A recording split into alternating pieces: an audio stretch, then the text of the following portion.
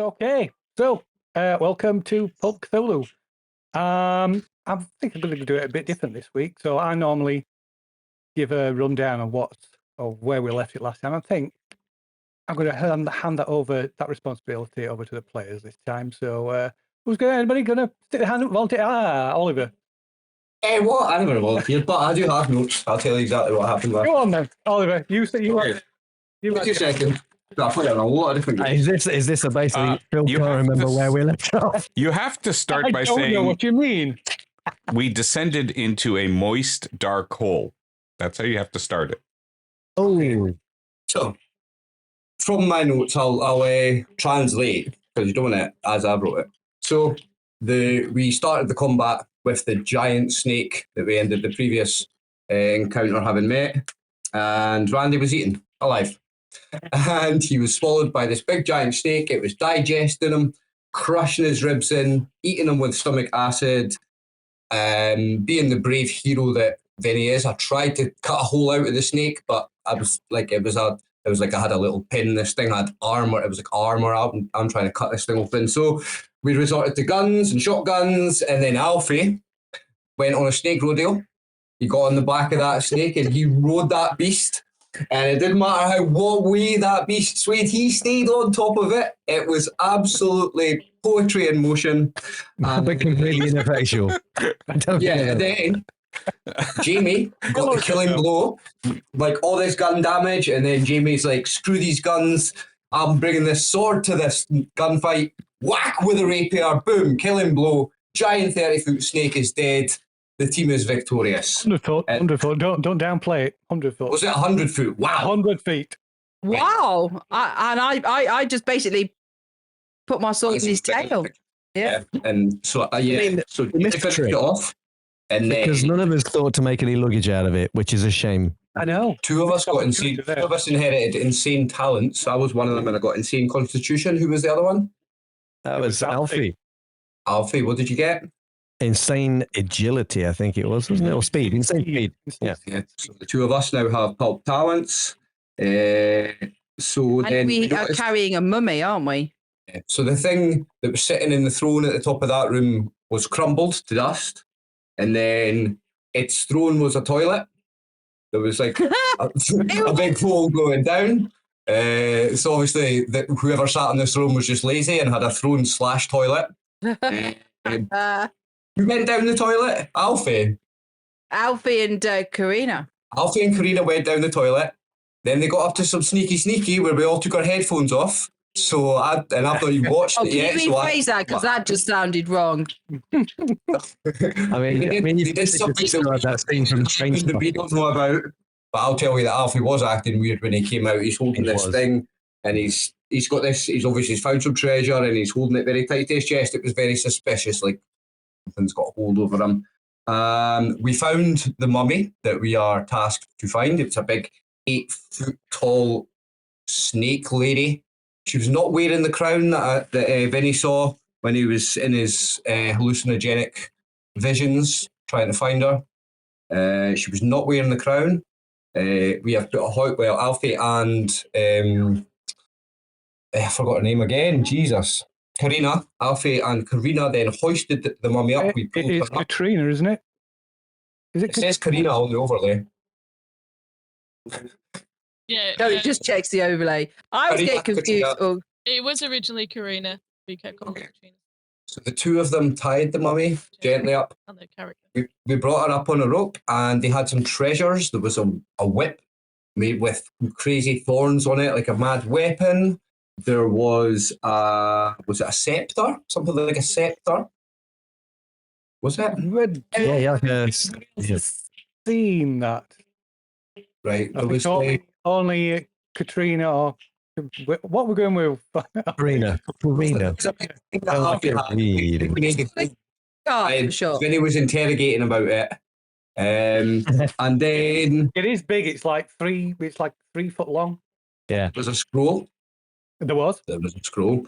I read the scroll with my 5% skill. I got a success, I remember. That, or I've not had the chance to read it yet, but I understand it, so I can read it later. There was also an ornate jade box, which we believe might be the empty box for the crown. We think it's got a circle inside it, so we think that's maybe where the crown should be. And then we left. Yeah, we got out, and then we were being followed by snakes. Specifically, and then we had a gunshot. Somebody has went, aha, I see you've done our job for us, and that's where we left it. Indeed. So, yeah. Was that all right, guys? I think I've just about got it all. I'm going to give you my thumbs up with my big hand. That would be an inspiration point if we were playing D&D, Phil. It would be one. It's unfortunate, we're not, isn't it? No, we're not. So yeah, I think the only addition to that is that you descended all the way down to the bottom of the exterior of this temple, hadn't you? So you were down at the ground, at almost totally, completely at ground level when this warning shot was fired, and a voice called out from somewhere in the bushes, saying thanking you for, as you said, thanking you for recovering. Well, what he referred to as tyrannish. They referred to it as tyrannish. Thank you for recovering the body of tyrannish. That's right, yeah. And yeah, so he's basically, and then it gave you a ultimatum to hand over tyrannish. And as he voiced this ultimatum, there was kind of a growling, hissing sound as two reptilian-looking dogs look a little bit like a cross between a Rottweiler and a Komodo dragon. Two of these creatures emerged from the bushes just near the base of this structure, with like long forked tongues flicking out, taste in the air. Something I didn't mention as well: the sun is setting, so light is failing as well. So any ranged combat over beyond short range of your weapon will be with a penalty dice. Well, will be a penalty dice. No, but I mean, yeah. So any ranged combat will be with a penalty dice, unless it's in point blank range. That's what I meant. I just looked at my hit points, which actually suits me really well. Jamie, what if we wake up this tyrannish? Will she like serve us because we saved her, maybe, and then we can get out of this thing? How do you wake up a mummy?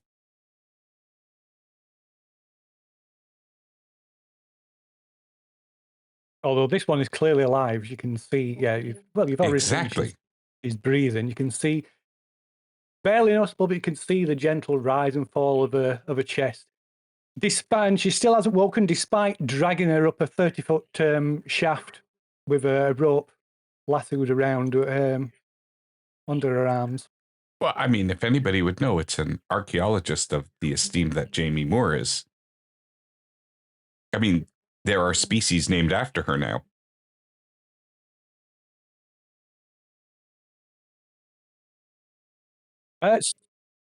So these, while you're chatting, these two serpent dogs are drawing closer.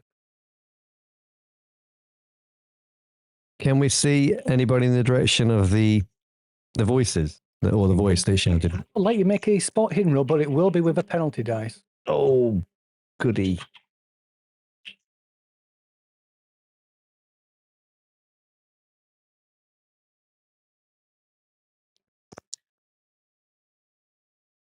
And look at that! Yeah. Spot on.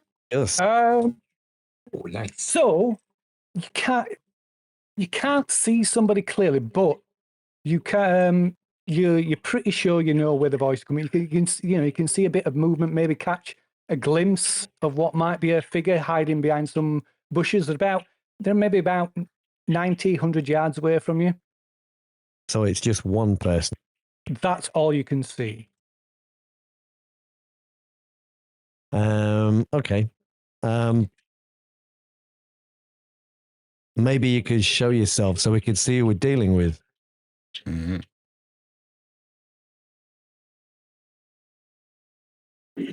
You can. You can give us a persuade or a fast talk. Oh, goody. Pulling all the good skills out. You're a journalist, should be good at fix Talking the shit. trade. Yeah. I'm struggling with the alphabet today. Wait. Oh, we'll go with fast talk. But not that good. Yeah, that's. Do you think I'm so foolish? Hand over the money. The money? The mummy. Yeah. And the money. The next shot won't be a warning. Oh. So I can see the figure. It's a long way away, right? Yeah, about 100 yards. 90 to 100, no more than 100 yards. Probably within range of a rifle shot. Come get her. Ooh. Okay. I mean, it's basically like, well, what do I do? Oblige. Okay. Okay, so let's Uh-oh. need throw everybody into combat then. Not that that wasn't inevitable, I guess. Anyway, oh no, we don't. Do we have to? Wow. You get out of combat. You don't want any up there. Right. Okay. So let me pop that out so you can see the thing, and everybody's set up. No. No, I've just got a bundle of snakes apparently. Hold on a second.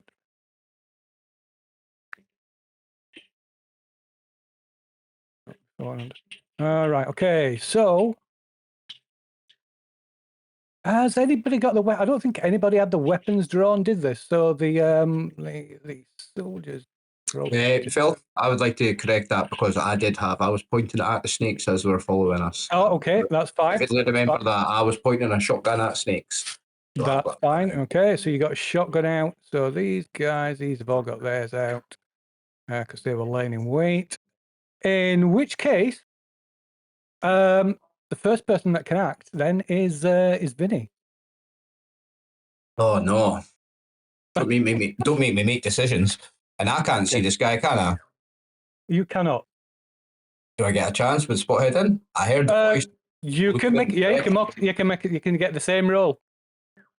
What is it? Spot hidden with disadvantage. Spotting with disadvantage. penalty dice. Oh, that's a bit loud, that isn't it? Sorry, penalty dice. We're not playing D&D. Disadvantage.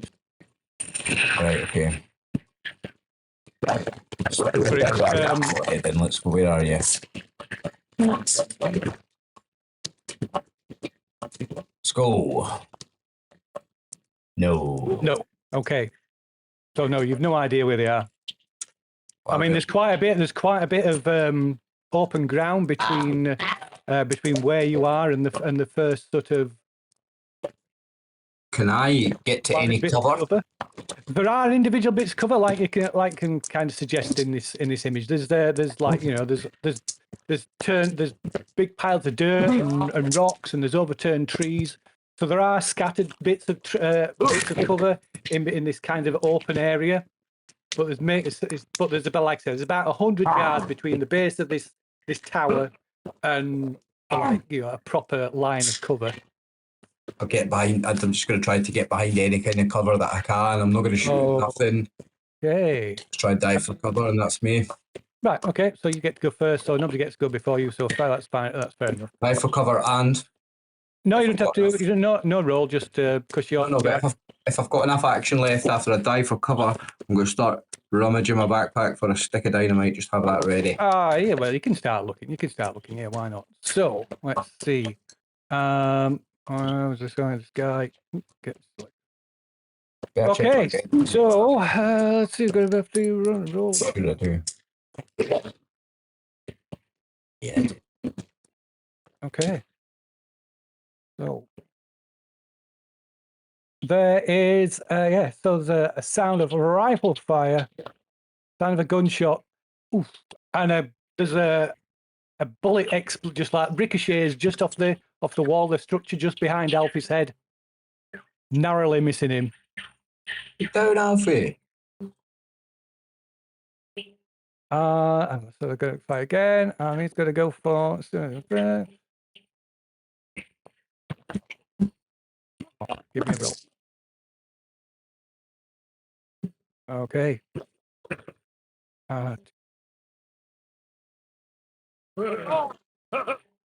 Right, and there's another sound of gunfire.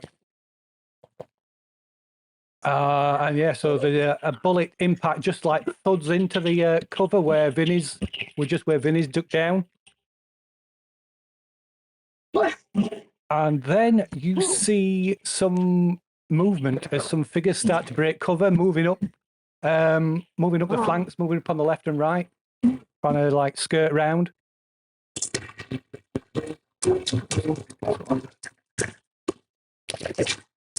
So yeah, you see one of these bedraggled Bolivian soldiers moving out, almost staggering out from cover and making his way forward.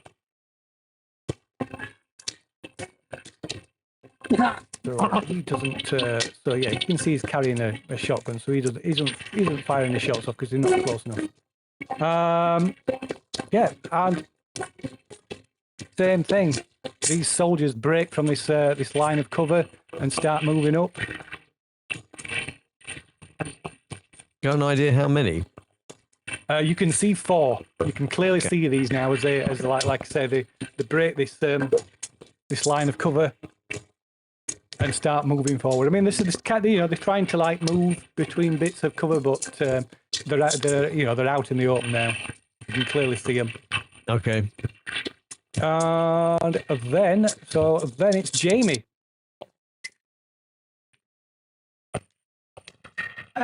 Right, so I am going to grab the mummy and put a knife to its throat and say, back off. You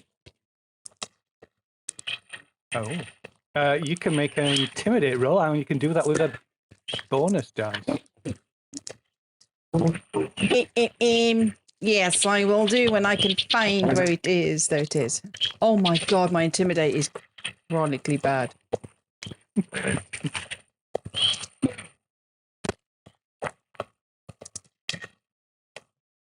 Okay, so it's up to you. You can spend the luck, which you would need to spend at least 30 luck, or you can push it. But if you push it, and you fail, something bad will happen. Oh, yeah, I'm so going to push it. It's Pulp. All right. Wow. I think you missed the bit where he said something bad would happen. Yeah, something bad's going to happen anyway. Oh, shit. It is now. Oh, dear. Oh, hold on. Actually, I might have to rethink that whole thing. No, because I've only got one hand. How can I grab her and hold a knife? Well, she's kind of laid on the floor. Okay, then. I suppose you could have been leant over her. Okay. Oh God! Right. Okay. So yeah, you're kind of knelt over this figure, Tyrannish, as they seem to be calling her, with your knife held to the throat. And as you like shifted position, your leg slips out from underneath you, and you sort of fall, half lunge forward, and shove the knife into her shoulder. Oh, shit. And there's this kind of surprised gasp comes from Everyone? from the mummy, and like blood, like this thick blackish red blood, like oozes from where you buried your knife almost up to the hilt. What kind of knife is it? The stabbing kind. It's the stabbing sort. A knife is a machete or? No, I don't carry a machete. I'm not going to say my rapier because that'd have chopped her arm off. So I'm just going to say it's just a little knife. I'm just like, yeah. I'm not, yeah. So Vin's got a penknife. That is so yeah, let's do it. So roll 1d3. We'll not put your damage bonus onto it if you've got one because you can't. You weren't really sort of putting any weight behind it. I think you'll find she was. Shit. Fell on it. Okay. Oh wow. So yeah, so you bury this penknife right up to the hilt in her shoulder place. Although she still doesn't wake. But at this, the two officers, Bolivian officers, they break cover. They give it a shot. No, stop her now! And they kind of break cover. Nice. Nice. But also, these serpent hounds, they start running up the ramp, heading towards. Well, I can't remember what marching order we were in. I think Alfie's at the front. I'm going to go with Alfie. I'm going to go with the marching order. I think that's what we're going with. Right. Okay. So one of these things comes pounding up its claws, skittering on the stone ramp as it comes, and it charges straight at Alfie and lunges at him, attempting to sink its teeth into him. Oh, which it does. Oh, you can. Oh, of course, you think can. I Dodge. I think I might try and fight back, Okay, if I may. you can. Of course, you can. What fight that with? Sorry. Well, strangely enough, I think I was carrying the scepter, wasn't I? Yes, you can use it as a Stone. light if you like. That's what I think instinctively, that's what it's going to be. Okay. What would I be using for that? Is that's going to be fighting brawl? It is fighting brawl for him. Yeah. Come on! Oh, wow. Wow. So if you roll it as unarmed damage, you can, and then add another 1d3 onto it. That'll do. 3 damage, so you can add another 1d3. Wow. Okay. Has Alfie got a damage bonus? No, he has not. Nah. He's a wimp. Oh, shocking. Okay. Right. So yeah, so you slam the scepter against this creature as it's coming towards you. You beat it. So yeah, you got a critical success. So yeah, you managed to hit it, and it knocks it aside, stopping it from getting hold of you. But it's covered in these thick, almost metallic looking scales. Oh. And skin, and the scaly hide seems to absorb at least some of the blow. Oh.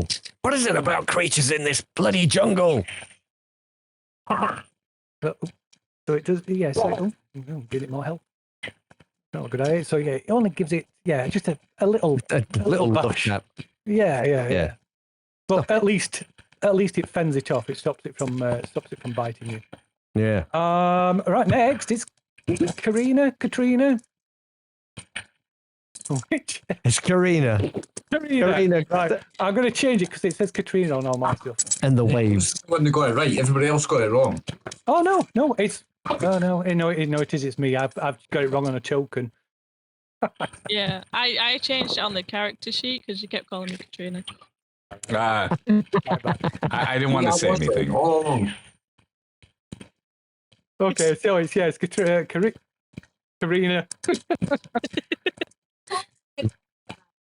What's Karina doing? So she's second. She's further. She's There's only she's furthest up the ramp because Vinny's jumped down and run for cover. You're only like about 5 or 6 feet above the ground level. Just like I said, just on the lower part of this bottom ramp.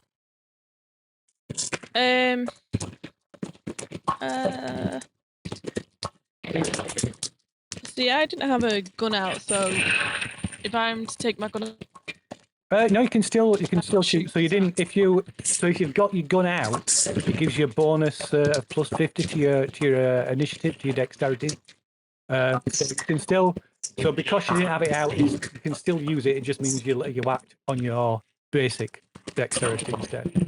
Ah, okay.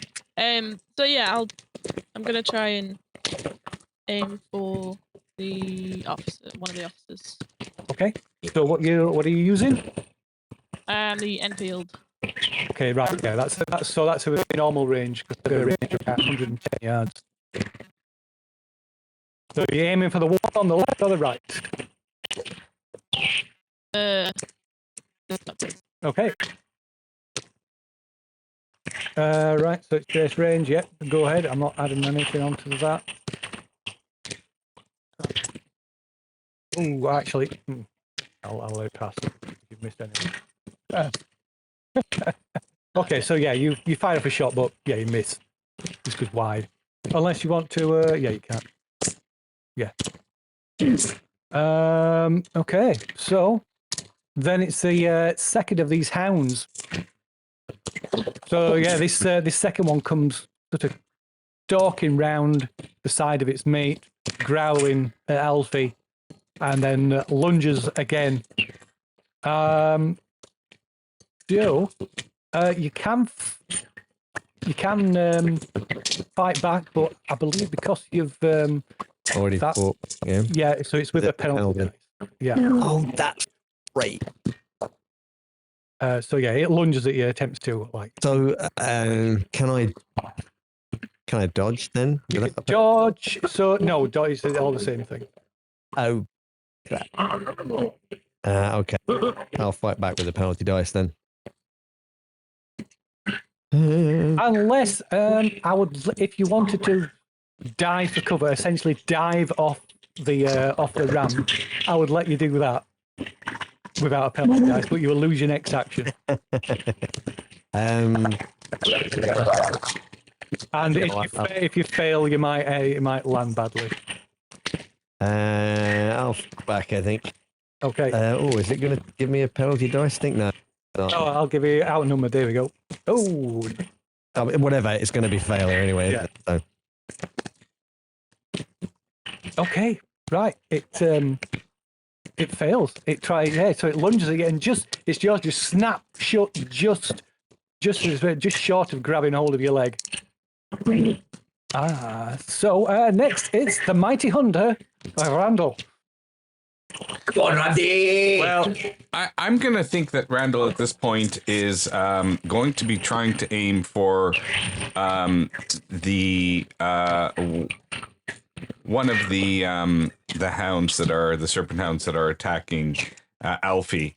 And I kind of imagine he's not really aiming his rifle. It's probably close enough that he's just there and firing it without aiming because he didn't have anything prepared. They'll count as point blank as well. Okay. And I will at the same time be screaming, "That's our mommy! Stay away from our mommy!" Yeah. I'll pop the weapon card into chat, then I'll give you a point blank range. All right. Well, I've got the. I believe I just. Click on the gun on your combat card. Yeah. Sorry, just because it's. There we go. There we go. Yeah. No, I know because it doesn't. Point blank range. There you go. All right, and we will.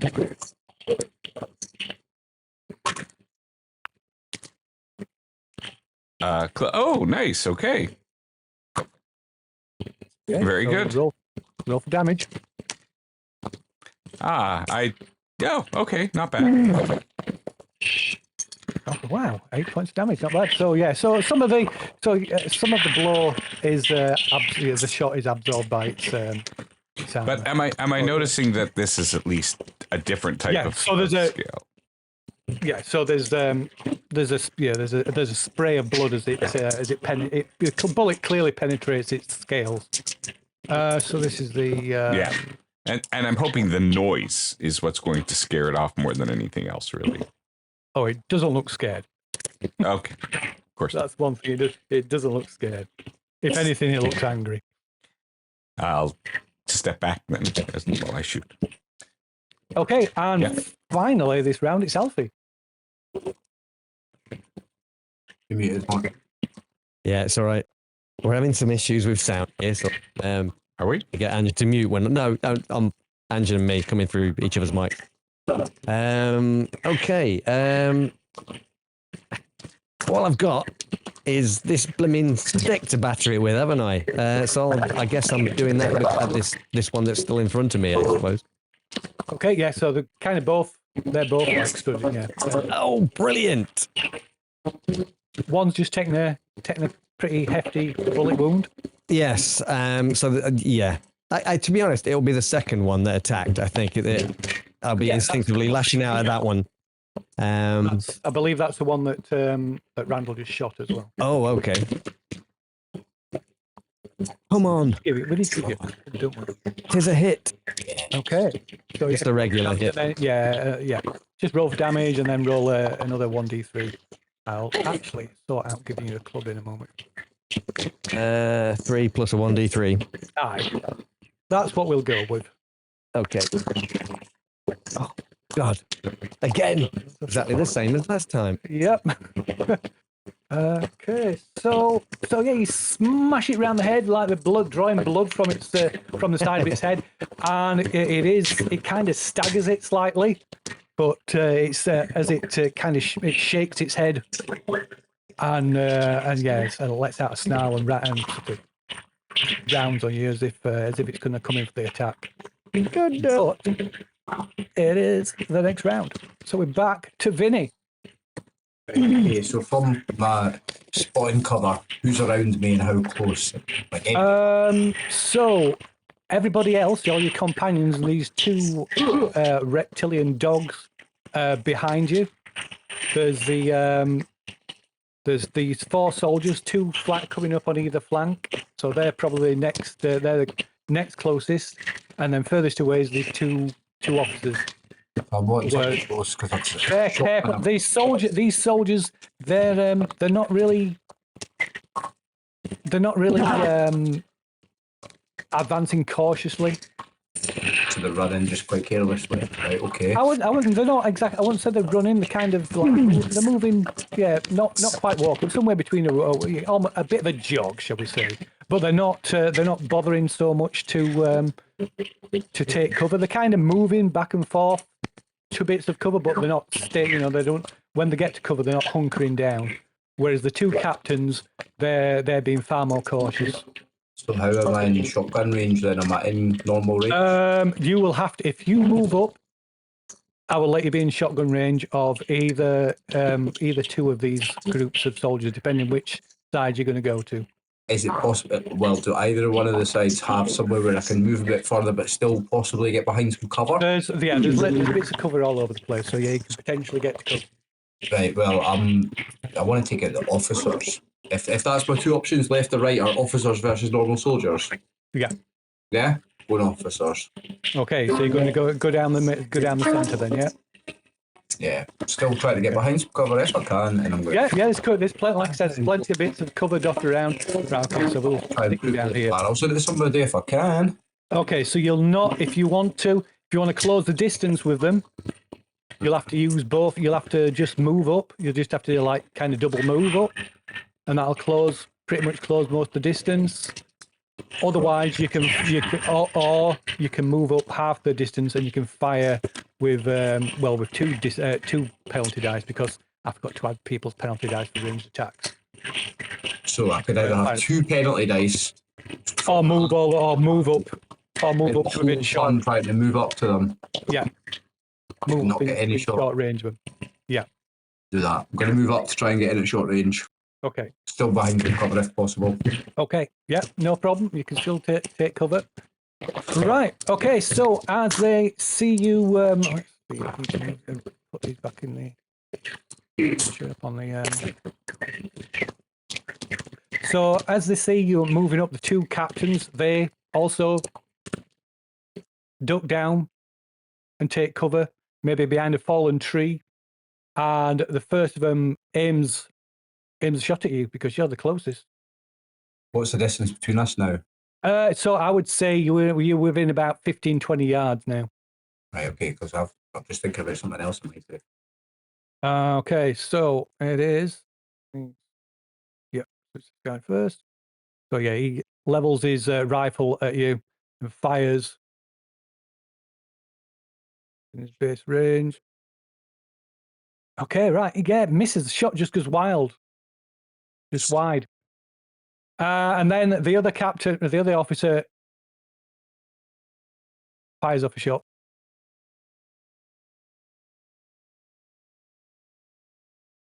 Okay, hold on. I need to roll another dice. Actually, I think you're giving a disadvantage because of the cover. Okay, yeah. So yeah, it misses. He also misses. Okay. Right. So that's some of them, and then it's the soldiers. Right. So it's this. Okay. So these soldiers on the left flank, they continue moving up. Well, yeah. So yeah. So they're like another round or so, and they'll be almost at the structure at the temple. And then it's the other two. So these two break off and start to the officers call them over, and they start making their way towards you, trying to flank you.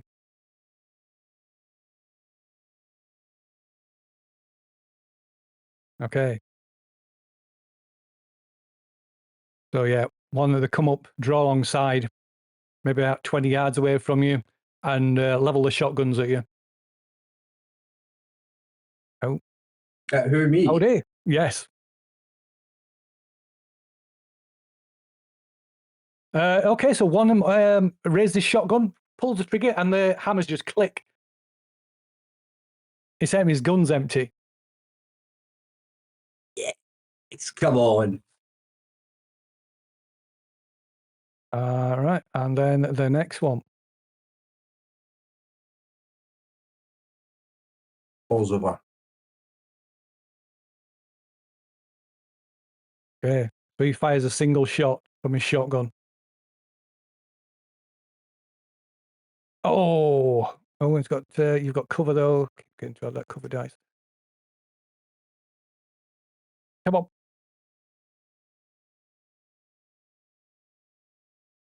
Yeah, so yeah, you're hit by a shotgun blast. And you take Less than 7.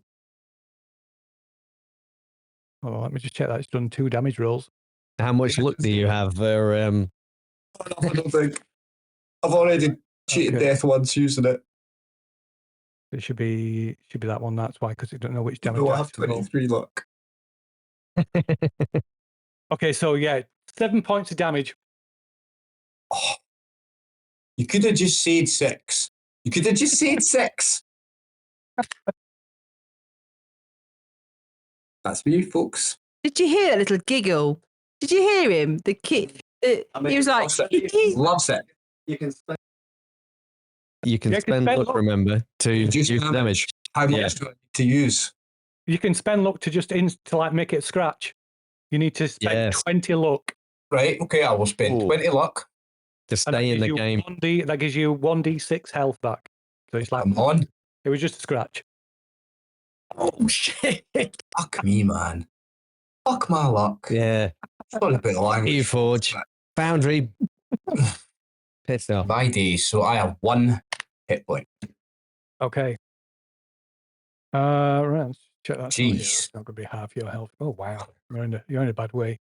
Okay. So don't forget you've got, I can't remember what your constitution does, your insane constitution. I don't think it helps with that, but anyway. I think it's for when you do constitution checks, isn't it? Yeah, I think so. You can double check So it. yeah, so it will. Wait, no, is it not something to do with taking damage? Go and double check it. Have you not got it? No, I didn't write all that down, man. I'm not Oh that my fast. God. You're the one that's got the rule book for Pulp. I don't have a Pulp rule book. Right, I'll have a look. Okay, anyway, okay. So, it might be something to do with taking damage. I'm praying it is.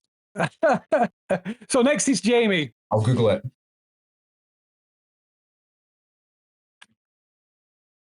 Muted. as I see that those guys are like right up with Vinny and shot Vinny, and I saw the reaction I grab the mummy again, but with my gun to her head and go, stop now or she dies. Okay. Yeah, Reg. Come on, you can be intimidating. No, Reginald. So you can roll into it. I think you can do it. I'll give you 2 bonus dice this time because you've the senior stabber. Yeah. you've I know she put a means gun to her head. Yeah, she means business. So insane constitution is when an amount of damage is suffered, the hero may choose to make a con roll. If successful, they bear the pain and halve the damage. If the roll is failed, they take the damage that was rolled and fall to the ground incapacitated for 1d3 rounds. So you can make con rolls to halve damage when you take damage. Right, so I'm going to do that then. Okay, but if you fail, you're incapacitated for up to 3 rounds. Right, okay, so I'll put my luck back up to 23 where it was before, right? Okay? Put my hit points back to 7 and we'll see how this goes. Okay. Right, so Constitution. I've got high Constitution, let's go. We hope so. It'd Why be is it funny not- if you got that. I pressed it, nothing's rolled. What's going on? Is it unlocked? Is your sheet unlocked? Oh, no, it's locked. Right, let's try again. Oh, it's because I'm not pressing on the actual. Here it is. Yeah. Right, okay, roll. Good luck. Me. 81, that's the half. Oh, So Wow.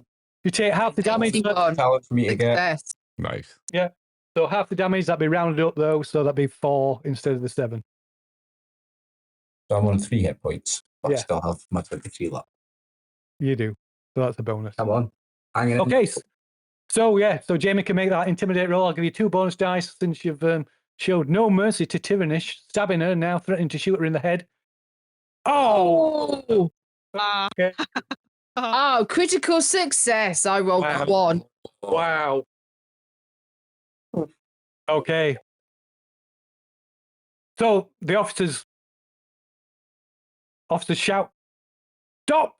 Stop! Everybody stop! No, don't do anything rash."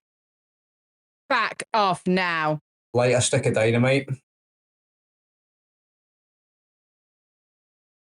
Okay, so the the captain shouts something and you don't understand. It's not in English. Well, Vinny, you recognise it as Nakal. You don't understand. You don't quite. Well, you can make I can make a roll. You can make a roll. Indeed, you can. Indeed, No, it's still only 5. So I think It it's is. well, yeah. yeah. You've only got the very, very basics of it. Yeah, so you've no idea what. But whatever it is, he said the two serpent hounds snarling the retreat and head back towards the 2 officers. Yes. Meanwhile, the 4 soldiers, they kind of stand down as well, although they just kind of stop and just stand there. The guns, just lowering the guns, just kind of, just as if somebody switched them off, almost. Press him now, Jamie. Tell him to drop their weapons. So they are like, drop your weapons now. Okay, right. So you'll have to make a persuade roll. You can do it with a bonus dice. Meanwhile, I haven't. Stop asking me to do ones which I'm not very good at. I mean, can I not do a navigate roll maybe? And navigate myself around this situation. Slowly. I'm moving a little bit closer to the officers. Okay. Just a little bit. Oh, flipping heck. But you didn't roll with advantage. Or sorry, a Okay. bonus die. Yeah, so you can roll another D10, just a separate D10 off. You just click a D10 on the dice tray at the bottom. I'm just trying to find it. I think that's it. So one of the officers goes, Oh, we'll close. "Ooh, so that would have been 22. So you could push it, or you could spend. Pardon me, that would have been 12 luck to make it a success." Oh, bugger it. I'm going to use 12 luck. No! Ah! I've got 85. All right. Oh, good point. After we've done this fight, we need to do a luck refresh if anybody survives this. Wow. Okay, so the officers don't do anything stupid.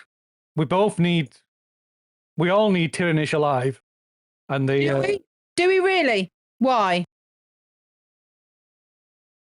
Phil, yes. if I was going to walk up behind the officer and drop this stick of lit dynamite in his pocket, would you want a stealth or a sleight of hand? I would require a roll that did for both, so it'll be so one roll, but it has to beat both. While people are doing stuff, then probably to help Vincent, I would be walking over towards where they are to grab their weapons. Because if Jamie's telling him to drop the weapons, I could go forward and grab them so that they're... Yeah, kick him out of the way. Will I just roll on the lowest of the two skills then, Phil? No, you make a roll and you compare it to both. But yeah, you get essentially rolling against the lowest, yeah. Yeah. Okay. But I'm using the luck. okay, I was going to give you a bonus dice, but because because Randall's were coming forward to distract him. So yeah, they kind of don't be hasty. We all need Tyrannish alive, and they start to put the guns down. Can I take my luck back and do You can take a look back. You can take a look back and have your bonus dice. Then you see what use 9. Right, 23. So I just roll the 10s dice again, don't I? Yeah. Just re-roll a 10. Come on. No. Oh, so close. I used the 9 luck then. So yeah. Put that back down to 14. Okay. So yeah, you kind of skirt round, come up behind them, and drop it in his pocket. And drop like there's this sparking stick of dynamite tuck it into his belt at the back from behind, and it takes a moment for him to realize what's happening. And say, oh my god! And when he realizes I'm running. Yes. So I presume Randall's not hanging around either. No. What I was doing. Well, I'm curious as to why he's jumping around. No, I'm getting out of there. Okay, at the same time, the soldiers suddenly start shouting and stamping on the ground. One of them falls over and is rolling around the ground, screaming. What? So roll for some dynamite damage, Vinny. What's the damage on a dynamite? I believe it's 4d6. Let me just check. I've got some dynamite here somewhere. Wait, did you just let dynamite off? He did. In his pocket. 4d10. 4d10. Right, and you take them away. Wait, hang on, delete this. 4. Gregorio sends his regards. There's a -2 on it. How do I cancel this -2? Hang on. Sorry. 1, 2, 3, 4. Yeah, Gregorio sends us. And it's got a blast radius of 3 yards. So that's going to hit how many? Oh, wow. Okay, Wow. So yeah, the explosion just cuts him off mid-sentence, and there's a blast that probably knocks Vinny and Randall to the feet as pieces of the two officers come like showering down all around. Well, Vinny, done it again. I guess it's too late to ask them why we have to keep her alive. Like, no, I can't ask them any questions. Whose side are you on, anyways? Are you a secret double agent for Carduceus? Are you a secret double agent? They're just dumb. So three of these remaining soldiers, they kind of look looking around, kind of dumb, dazed again. A bit Ask questions in Hell's Kitchen. One of them is rolling around the floor, like screaming, and as he rolls around, you can see the snakes like biting him. Oh wow! There's about 5 or 6 snakes latched onto him, and the other soldiers suddenly start like a look of fear on their faces, and they start backing away. And I'm going to scream to them, "Who's your leader?" Okay, you can you can give us a persuade roll. See if you can like sort of get their attention, draw their attention because they're a little bit distracted. Okay, Where fair are the enough. dogs? Well, the dogs are still here. They're not doing anything at the moment. Were they next to the officers? I thought I'd got the 2 officers and the dogs. No, that they hadn't gone back all the way. They were heading back to the officers. I thought I was getting them all. Ah, All right. After a moment of them not answering me, I'm going to scream out, Oh. wrong answer. Vincent's your leader. Follow him if you want to stay alive now.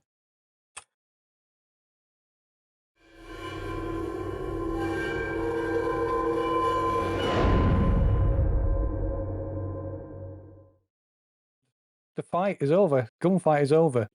So yeah, there's one of the soldiers, the Bolivian soldier. He's now lying motionless on the floor with, like I say, 5 or 6 snakes attached to him.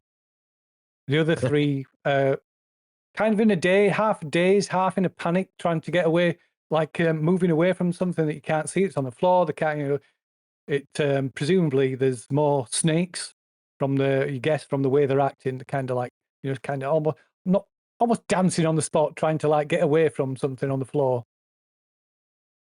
These two serpent hounds, meanwhile, are kind of pacing around, eyeing everybody up, seeming a little unsure. They still seem pretty aggressive. Ooh. I've reloaded my shotgun then. Oh, Yeah. it's still loaded. I never used it actually. Sorry, still loaded. I think Alfie will have been. He's quickly unwrapped the scepter and he's looking to see if he's damaged it. No, it's not. Okay, so he's quite happy about that. So yeah, probably everybody bar Vinny probably gets a good look at it now then. Or certainly Jamie and Karina. So you can see this scepter. It's like it's ornate. Looks like it's made out of solid gold, about 3 foot long, and it's these ornately decorated with these like twisting snakes, and 2 heads come together at the top of the staff, and between the heads is held this pearl about the size of a person's fist. wow. It's a big pearl. I'm not paying attention to that right now. I am looking to see if this mummy is still bleeding. Yeah, she's still got your knife embedded in the shoulder. So I'm going to pull the knife out. Oh no, you're going to do first aid, aren't you? I am. Dead. Yeah. But in order to do the first aid, I've got to open a bit of the bandages on her shoulder. Could I help her with the first aid? Like, maybe. She's not wearing bandages. It's not that kind of mummy. No, got no bandages on at all. It's just she's completely naked. Yeah. Well, that was a little point that you didn't. I think it was mentioned. Well, I must have Several missed times. Yeah. that. Wow, missed that. Really Okay, good. so I'm going to pull the knife out and try and do first aid on the naked lady. Okay, you do have a first aid kit? Yeah, we established that last time, didn't We always have a first aid kit, regardless of how many times It's never we helped. use it. It's a never ending. It's a never ending, always lasting first aid kit. It's like an Big roll of first aid kit. Go ahead then. Yes, so Randall, you can assist, so you can roll a bonus dice. Oh, piss it out. You can roll a bonus dice, though. Yeah, roll another D10.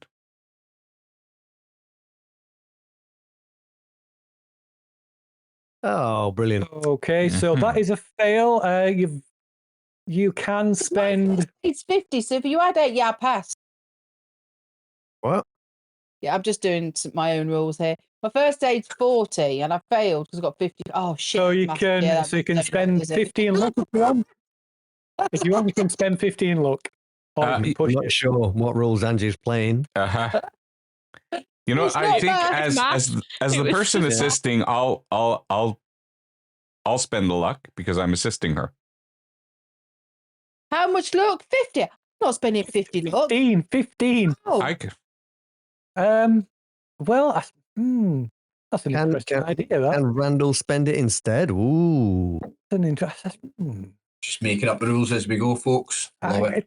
Guys, I Technically, you make the rules up. technically, it's the leader. It's the person who's doing the leading role. So Mm.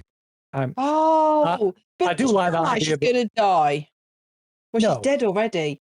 Oh wait. well, I've just getting cookouts checking. Yeah, she's kind of dead in the sense that she's still I'm breathing. reading it. I see it right here. It's on page 11D11. yeah, you can. I'm happy to be correct, but I think it's the person who's doing the lead, who's leading the role, has to. But in our game, anyone can help.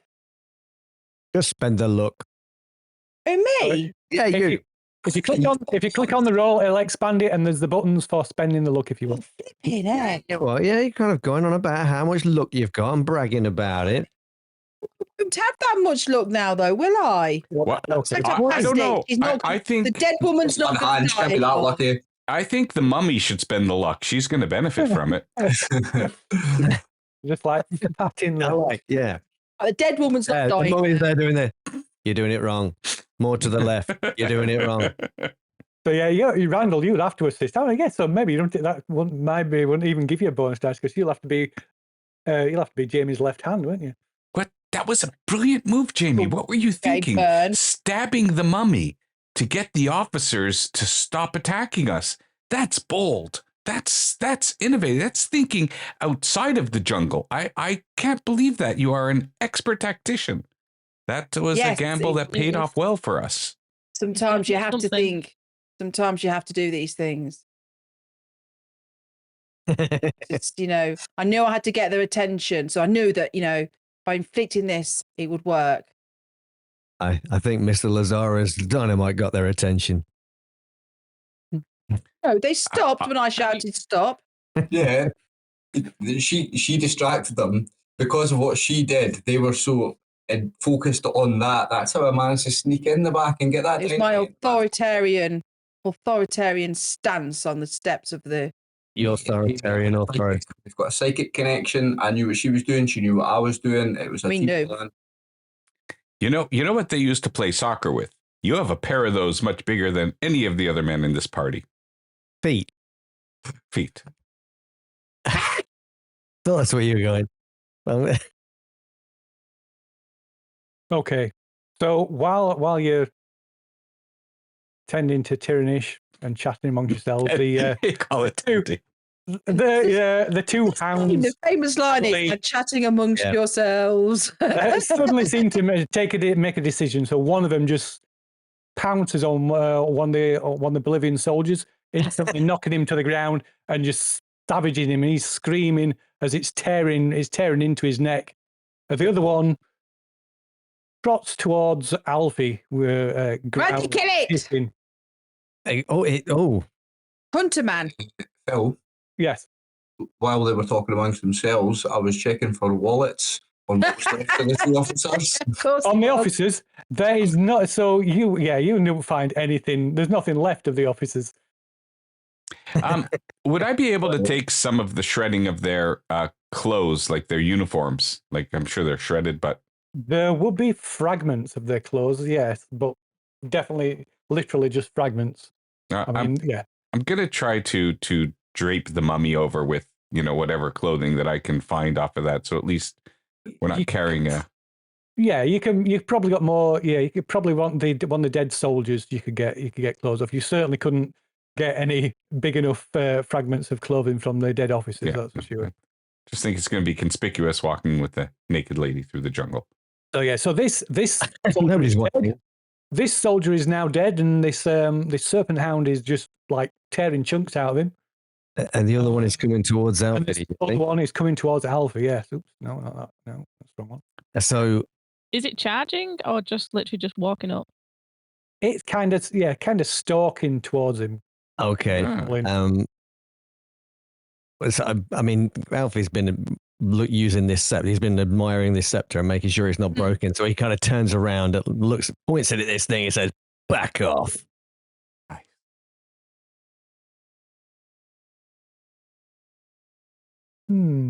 Give us an intimidate roll. Why not? Oh, These imitate rolls are so good. I mean, Can you say it in the and- same language that Vincent read the scroll from? Hey, That'd be impressive. It would be. Don't do a Scottish accent. Don't worry, Mel Gibson can't do a Scottish accent. He's a professional actor, mate. Don't worry about it. This is going to be embarrassing. Not as embarrassing as my Scottish accent. Oh Oh, my God, that was wow, yeah. rubbish. What a failure. You're a loser. yeah. But if you only spend 74 luck, If only I had 74 luck. Do we have Oh, yeah, some- your attempt to intimidate it seems to incite it more than anything, and it just like Perfect. charges forward, charges straight at you. So Okay. well, I don't think we'll That's it. hold for this. Can we go in initiative so we can Oh, you attack want to take and kill another this thing? break? Oh, okay. No, it's not. We won't stand for Yeah. Alfie holding a scepter like that. oh yeah, it gets to go for it. It charges straight I'm at you. going to. I'm going to pull my gun out and shoot it as it's running towards me if I can. Good. That'll be my regular deck, so I'll be going last. No. It's got to run to. I'll tell you what. I'm going to give you because it's got to close the distance first. I'm going to let you make a luck roll. See if you can get your gun out before and fire off before it gets to you. I think we know how this is going to go. Oh, just Whoa! Come on. Yeah, Nice. Hi. we should have saved that for the Look at shot. that. extreme. So yeah, you pull your gun out, Levels. level your gun, and you can take a shot. I'll let you take a shot before Yes. before it attacks you. As it leaps through the air towards you. And you know what? Take a bonus die because it's We'll also give you point blank. Point blank. Yeah, point blank. Go ahead. Oh dear God. Go on, Alfie. I've got this. Critical success. Oh wow! Oh my goodness. Wow! Yeah. Nice. What damage? Eh, You're not giving that. Okay, right. So, Wow. yeah, that's a killing blow. I think you've earned the narrative Ooh. for that one. Okay. I mean, basically, as this thing leaps up, opens its mouth to take a shot out of, take a bite out of Alfie. Alfie's just raised his gun, points it straight into the thing's mouth, and pulls the trigger. And the thing just flops down dead, just as at his feet, as it's made its leap. Good gosh, Mr. Monroe. Have you been taking lessons from Jamie on how to shoot? And yeah, I think Alfie looks as surprised as anybody. What an exceptional shot. We shall have to name these creatures after you. So at this gunshot and the sound of this creature expiring, the other like, it sort of looks up from its where it's savaging this dead soldier. Kind of looks up and snarls, give it a bit of a snarl, and then dashes off, just runs off. Randy, that might be the last of its kind. Well, that's why you get a it's, shot on it before it runs off. Get a shot on it before it runs off. it's a Let's Monroe see. think. Wow. As it If turns. anybody has got a better deck, better than 80 decks, you can take a shot of it. 95. I think I do. Man, I have. how did everybody get these really cool stats? I've got 95 decks. Okay, Wow. so Nice. Jamie and Karina can get a shot off at it. So it's going to be what are you using? Have you got? Well, it's going to be at disadvantage anyway because, like I said, the light's failing anyway. It's running off. It's at range. Sorry, it didn't give me the disadvantage thing. No, it's at, there we go. It does now. There you go. Yeah. My 95 is an I have to add appearance. it. I've never seen somebody roll an appearance in this game in my life. Regular Okay. success. What did, Oh, nice. Roll for damage. Who else? That's disadvantage. There you go. We can roll that for Karina as well. Where's the damage? Did you say- There's a roll damage button on the weapon card in the chat. Oh, yeah, of course there is. So yeah, I missed. Karina's shot goes wide. I'm not good with rifles. Oh, Maybe just critical. Nice. Oh, nice. That were a regular success. Not sure why that went. Said it were critical. Oh, No. Yeah, it's really 3D weird. dice stopped for everybody. Sorry. Has the 3D dice stopped for everybody? Is that just me? Oh yeah. Oh, yeah, it's it not did. I working for me. noticed that. No, also for me. Oh yeah. They slowed down and then they Most stopped. importantly, for our viewer. This is viewers. I shall, Sorry. I shall check on that in a moment. Our viewer. These dice are awesome. Like, get them back on if you can. Oh, yeah. Okay. So, oh wow! So that's the one that was already badly injured as well. So yeah, so Jamie, you hit it, and it just as your bullet hits it, it just tumbles and tumbles over in the brush, dead. Good shot, Miss Moore. I do. So, and then shout across. I do shout across and say, "Were those officers, those lizard people?" Difficult to tell now. Is there any bits of lizard skin around? Yeah, is there enough bits of them left? Blue blood or? It's just Blue blood like a lizard. But yeah, it's no, it's kind of red. Yeah, it's still kind of red blood. So, but yeah, there's just bits. There's nothing to be able to distinguish who or what they were. I was like, oh, damn it! We need to get out of this godforsaken, dreadful jungle. Is anybody that can actually do first aid want to take a look at me? I will. I have first aid. Yes, We but can I all have do first aid, I have it's just luck how to spend, successful. so perhaps. My Just saying. first aid is 40. So I'm not just limping. I'm like almost crawling along the ground here. I'm fucked up. Yeah. Got to pass a first aid roll at some point. Please. I mean, Yeah, test it, but could we get him to the medical camp and then perhaps treat him properly rather than waiting around here in the dark? Him up a little bit. I mean, the aid camp's in a state, but there's still enough stuff that's intact there that will make it easier to do. So if I just tie a bandage round him, that I don't have to do a first aid roll on that. If you just want to tie a bandage around something, that don't take No, but I'll That's assist not gonna you, help so me. you I can need- take I the need bonus first die. aid. Yeah. Okay. I mean, dude. As I'm doing it, I'm going, for God's sake, I don't know why you're moaning. You've still got a limb. Look, we have to be quick. We don't want to be caught out in the dark, especially if there's another one of those things out there. Got to pass the first aid roll. So that's you get 1d4 hits back. So Thank if you want to roll a d4, Angie. Yeah, he's going to get one. Oh, 4! Nice. Yes. Fantastic. nice. I look at Thank you. you, Miss Moore. talking of which, we forgot to do the luck refresh while you were in the middle of a fight. Oh, Anyway. we So everybody can do. So let me just switch over to development phase, and everybody can do a luck refresh. We covered luck points, yeah? That's Yeah. the one. 8. Wow. 17 points. Oh, look at you, you Nice. 28 and that. Everybody done? Yeah, cool. Oh, Yeah. Nice one. Yeah. Well, Vinny needed it. I'm back to 75. What is it to avoid instant death? 30 or 50? 30. 30. He just had Do to it actually again. add it. Do I need to add? Do we add it? Or, No, it does add it. Yeah. oh, Okay. damn it. I was going to add 17 to my 17. Is that how you got your 85, aye? I probably.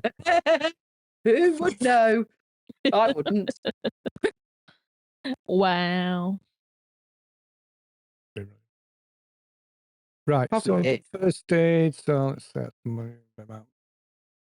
Now let's get out of here. Okay, so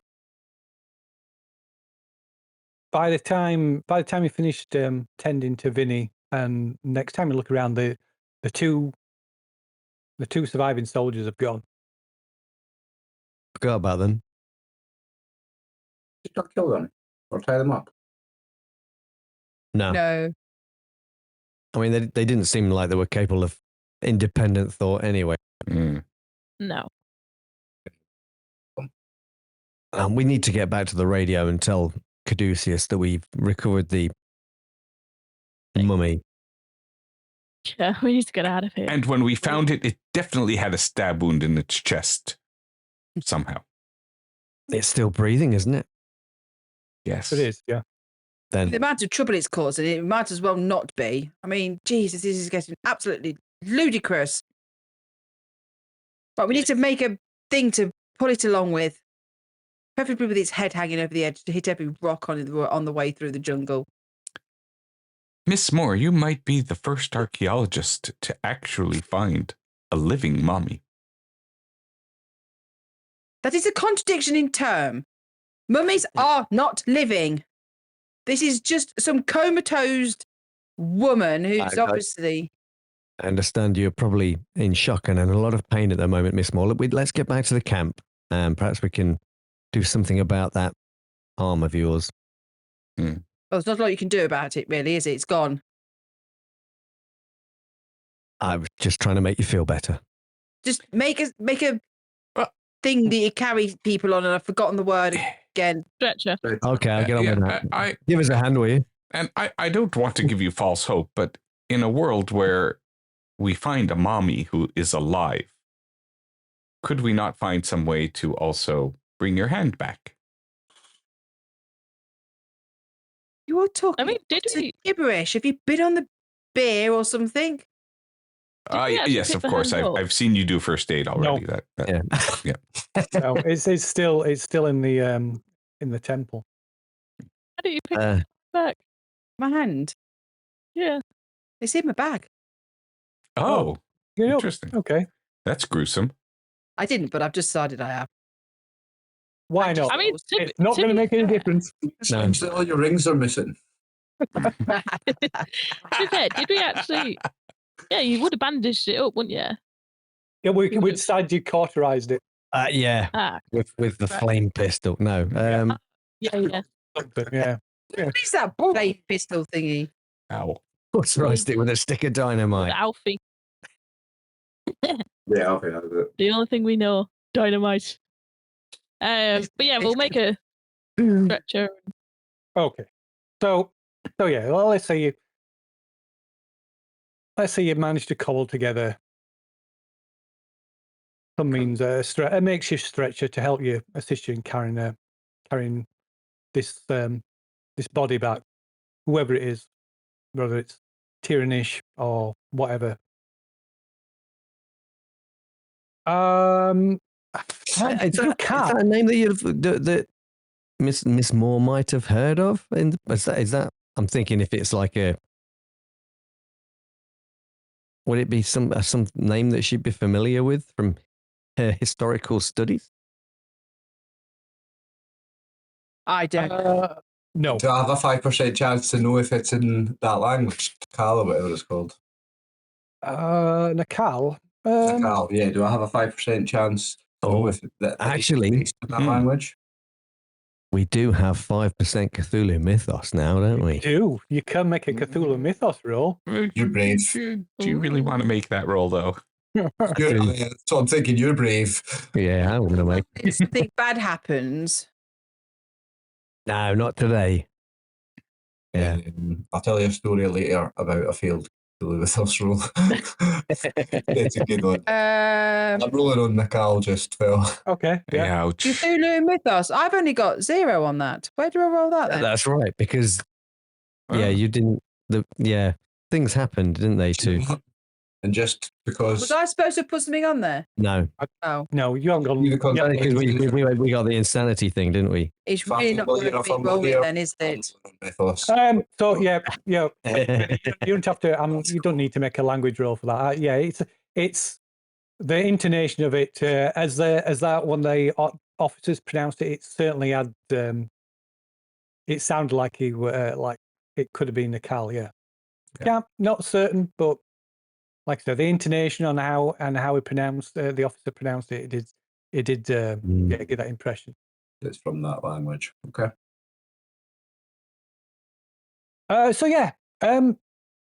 You're heading back through the jungle, carrying the body of this reptilian woman with you, and I think because it's dark, I think you're going to need a navigation roll to see how long it takes you to get back. You're going to get back to camp, but let's see how long it takes you. So, Who's got the highest navigator? I have 50. I think I spend a lot of time out there. I might be naturally suited to navigate, or at least I believe I am. Not me. Oh yeah. Belief is all. I think I'm probably going to be helping pull the stretcher along, so I I'm won't be not. making the. Yeah, I'm probably not in much condition to pull anything. So I've just got my gun in my hand. Well, things Who is I'm not pulling? navigator. Vinny's like limping, so Oh, I've got. Randall's I'm nearly armless. dead. oh, I got better. I mean, I'll probably be helping. Okay, so it Got better. obviously traveling in the dark takes longer. So it's maybe about 10 o'clock, 10, 11 o'clock that evening when you finally find your way back to what's left of the aid camp. Still deathly quiet, obviously. Are there We'll any just, doctors around or available? They all got killed. Didn't they? yeah, all of the They all- bodies are scattered around. Oh, They were that's right. murdered. Okay, this. Murdered. Well, Tent get destroyed. That's Uh, fair. so are there other everything- undead doctors like this mommy? No, we used the medical tent before. I think we found some stuff in it. Yeah, so it has been trashed, but you can certainly scavenge enough bits and pieces to be able to assist you with treating people. Okay. So I what think the- now? We call Carduceus on the radio I and think we have need them. to do that immediately. We need to let them know. And I'm sure they'll get here really quickly. They didn't lift it out here. I don't know where the plane will land though. Perhaps we'll have to So- travel overland to get to a landing strip of some kind. Yeah, so you had to travel for like 3 or 4 days from where the plane dropped you off. Great.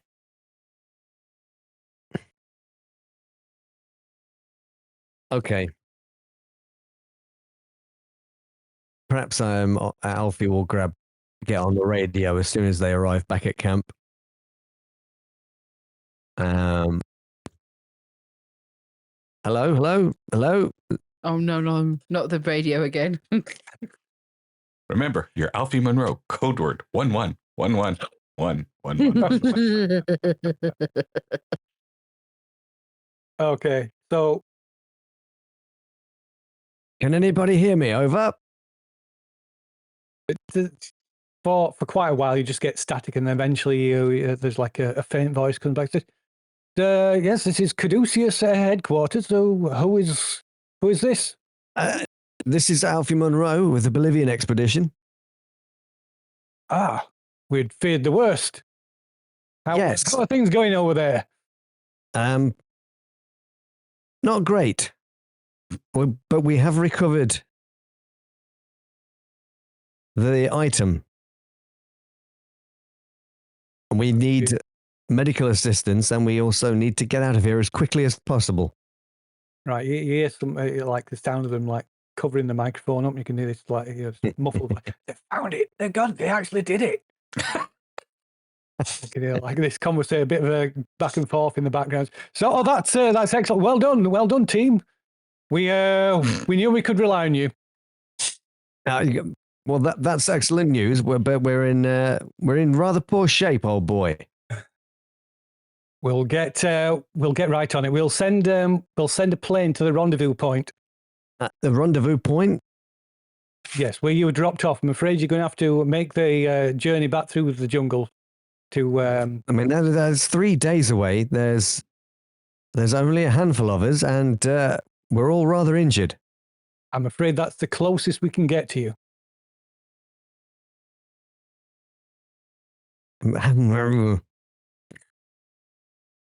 Right. 3 days then. 3 days. We'll be there waiting. We'll I'm send sure a medical we will. team.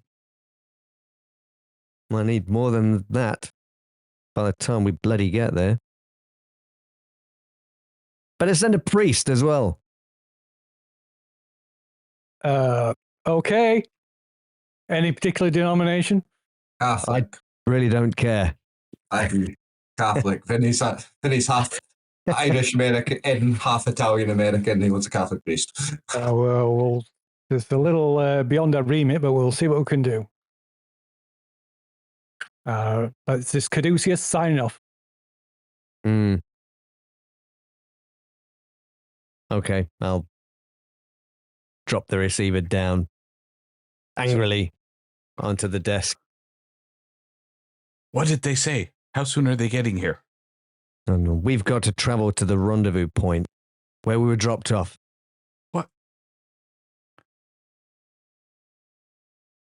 They're not coming to get us. We have to make our way to them. We're in no condition to travel 4 days through the jungle. Look at Vincent.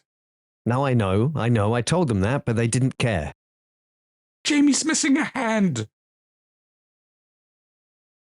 And They don't care. this mummy's not walking on her own. Look, Mr. Savage, it's no good moaning to me. That's what they've said.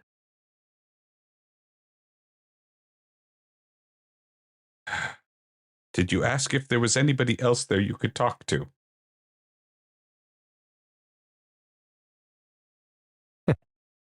I'm just going to walk out of the tent. That's Mr. Savage. Okay. So I'm let's going to go check on everyone. Yeah. So is there anything that anybody wants to do this evening while you're in the air camp? Find You know what? something to drink. Maybe I'm gonna try helping out, like cleaning wounds and disinfecting if I find something, or antibiotics at the very least for Jamie, like whatever we could find. Because if we're gonna need to trek 4 days out, I don't think we're in much. I'm gonna try to help out with that. Like I say, I mean, the place has been, the medical tents and everywhere has been wrecked, but you can still easily scavenge, enough medical supplies that I will allow you auto success on any first aid and medicine Right. rolls. Okay. I can't have first aid again because I've had it, right? No, but you can have medicine. If somebody's competent at medicine, somebody will have to be at least competent in medicine. So somebody will have to have at least 20% in medicine to be. Yeah, I've got one. To get a free check. Otherwise, it's just first aid you'll rely on. Medicine. What's everyone's No, first aid? I think I'll just Yeah. bring Don't food worry, and walk water. it off. Walk it off, Vinny. Yep. Sorry, Vinny. Yeah. I don't have much choice now, yeah. When I have to. So, Randall, you can have first aid applied to you. Somebody can do first aid on you though, because you're on 1 hit point, I believe. Well, I'm the one with 40, so How many do I really need? Oh yeah. I mean, that's right. It's only the last one that counts. It is. So do I have to roll first aid then? No. Like I said, there's still, you've got the time, you've got the equipment here. I will allow you an automatic. So I'd success. roll a d4. I'll assist by handing Randall a bottle of scotch. Oh Wow, look at that. I feel much better. Yeah. And I can't do Vincent because I've already done Vincent. Yeah. So if anybody else, you can do. Yeah, I could do Vincent after that's done. Jamie, you have wonderful, wonderful healing hands. I mean, healing hand. Wonderful healing hand. So Vinny's had he's had first aid applied to him. So Yeah, it's been done once to me. Nobody else can do it to me. Oh. Can I do myself? You can. It's I will require a check, but you can, because you're like I say, it's well equipped, so you can have 2 bonus dice. So, well, why can't I help her then? You can. You can do there that. you go. Yeah. So, And then I'll grant you an automatic success. Yeah. okay. So do I roll first aid then? No, just roll it because you got Randall to help, so just give yourself a D4. Like I say, you got the time, you got plenty of supplies and equipment. Oh. Wow. Does anybody else need You're any? on fire. Yeah, I probably do with a couple more hit points. I mean, I'm not drastic, but Well, if you're entitled to it, you might as well have it. yeah. I'm giving free help. Oh, I'm sorry, Tony. Oh, I might take a little bit of free health, if I may. There's no risk involved, so yeah, free health. Hey, Whoa! Oh. Okay. is it just 1d4 each then? Yeah. 2. Nope. Perfect. Thank you. Well, it's not perfect, obviously, but I rolled good enough. for Karina. I gave her 1. Does she get an extra 1 for that? Because I helped. I'm not seeing anybody else's roll, so I didn't realize that you rolled for me. Sorry. Yeah, it's fine. Don't we? You're not seeing anybody else's rolls. I think Have you got Next connect and private? course. I Oh, think my its page. connection's playing up a bit. All right. Okay. We'll have a fiddle on the next one. So yeah, the dice, 3D dice have been turned up. Well, again. that's I've one just to be seen them. clipped, I suppose.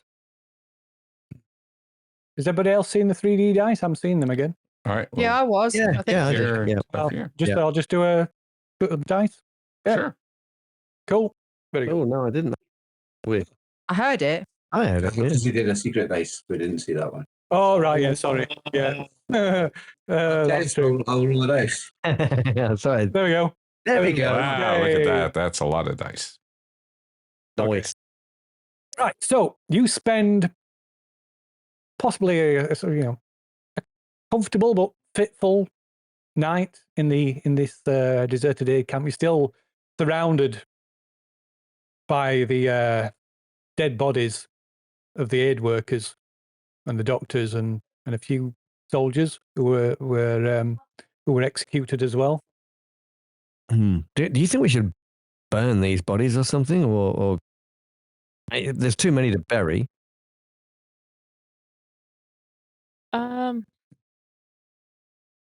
It might be for the best. It just seems- digging that many graves. Like, It just seems wrong to leave them here.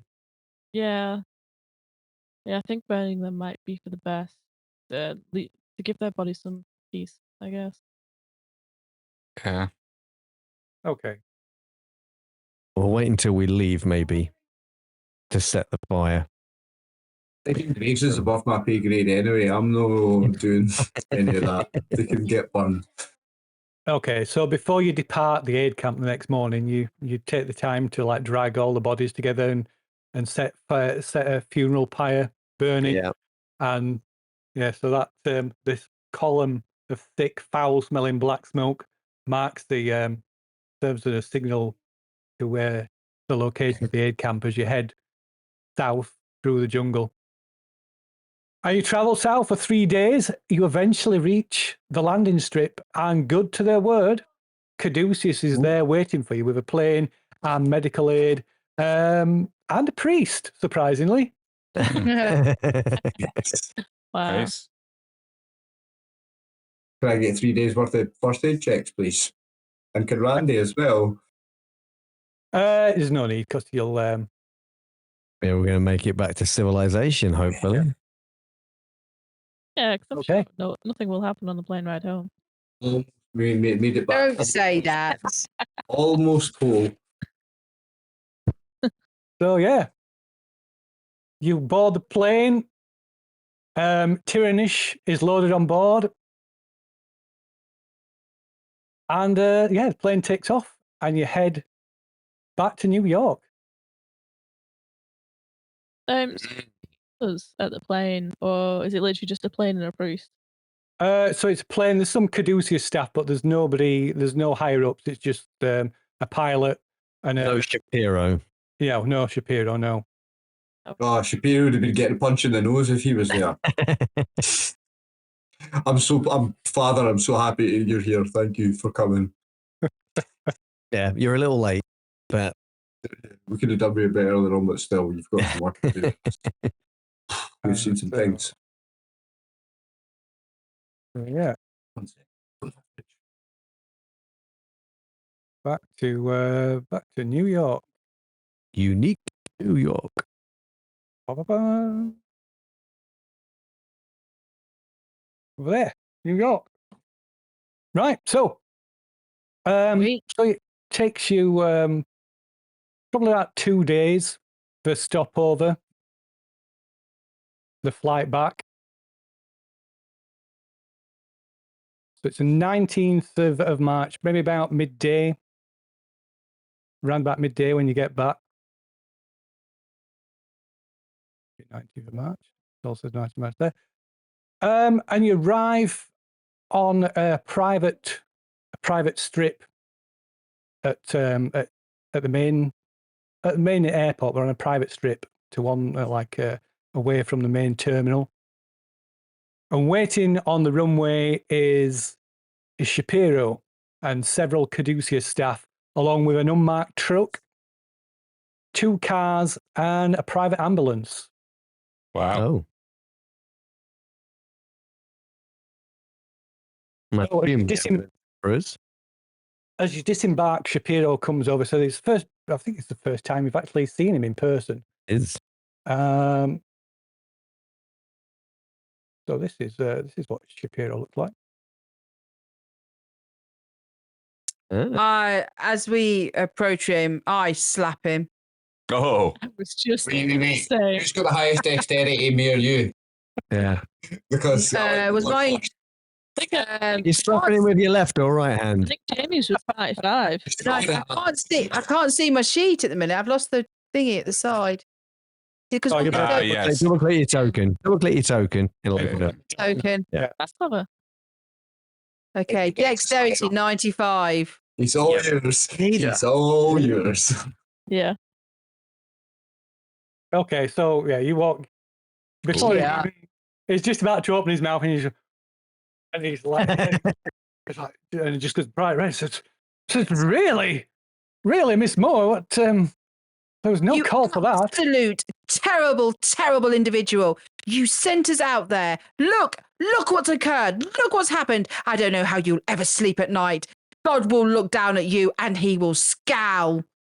You are the most disagreeable man I have ever met. How dare you send us into the jungle with so little information to our uncertain death?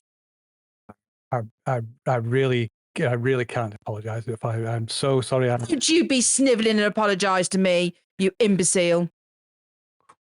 I can't. I'm just lost words. I can't begin to make up what's happened to you, Miss Moore. It's I'm all I can say is that I can assure you that Caduceus will provide the best medical attention that money can buy at no expense to any of you. That you can rest easy in on that at least. Well, that won't bring back her hand. Maybe you can explain what was so important about this mummy and what we were sent to do and why. You owe us at least that much. Yes, you're right. I will explain everything in due course. I must apologize again for the situation you found yourselves in. This was not our intention by any means, I can assure you. Dr. Assini should have briefed you on the situation, but unfortunately, as you're aware, that things didn't pan out quite that way. But yes, we do owe you an apology. I'm afraid it is. We do deem this approach necessary when testing potential agents in the field. The nature of our work, if we were to discuss to reveal the details beforehand, quite frankly, I don't think you would have believed us. I think you would have just laughed and left. At least we would have had the option or the choice to, which you took away from us. You took every single choice and option away from us. What is the nature of your work? You seem to just be recovering ancient artifacts or living mummies. Yeah. For what purpose? As you're aware, there's more to Caduceus than just humanitarian aid. But this isn't the time or the place to discuss this. As I say, we're here to. And he turns around and like just watching the Caduceus staff remove the serpent woman's body from the plane, and they open up the back of the truck and bring out this kind of like, it looks like almost like a metal coffin, which they open up. It's like all got airtight seals, and they open it up and place it carefully inside, seal it all up, and it's all covered in. You know she's still alive. Oh yes, we have you to thank for that. She will be. You can't begin to understand how valuable Tyrannish will be to us. And what are you going to do with Tyrannish? We are going to study her. She will be able to provide us with so many answers, so much. The help to our cause will be beyond anything we've been able to achieve so far. But as I say, there's a time and a place for this, and that isn't now. For now, I need to ensure that you're all well, and we can give you the best attention that we can. So if any of you require medical aid, that's my first priority. All of them require medical aid. I say, I apologize for my outburst. We'll shake hands and No, there's no need to apologise, Miss. and when he puts his hand out to shake him, I will put my severed hand in his hand and we'll just turn Yeah. away. Oh wow, that's going to be a Santa. Yeah. Wow. Nice. For everyone. Yeah. I think there's a rolling sanity for that now. I don't think anybody else needs to roll sanity for that, but Shapiro certainly does. He kind of like oh, and drops the hand, falls to the floor, and he kind of like, oh my god, it covers his mouth, like starts to like just barely holding back, like the fact that he's gagging. Oh, dear me. When he recovers himself, he says, well, as I say, we're keen to ensure you're looked after. You deserve that, if at the very least. So, if any of you require medical aid, then we can get you the best. And of course, if there is any other artifacts that you may have retrieved from during the expedition, you would care to hand them over as was discussed. So at this point, what, if anything, are you going to hand over? So The some things empty will be a bit harder to hide than others. Yeah. So did you see the sleight of hand? I saw the sleight of hand. Yes. 02? Yes. That's for Shapiro's wallet. Okay. Right. Motherfucker.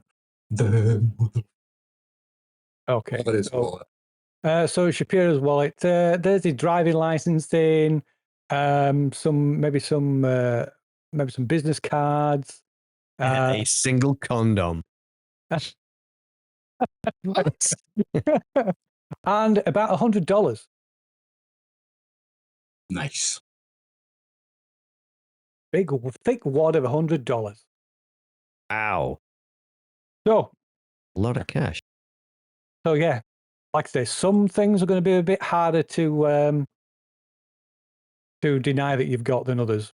I will hand over the box that has nothing in but velvet.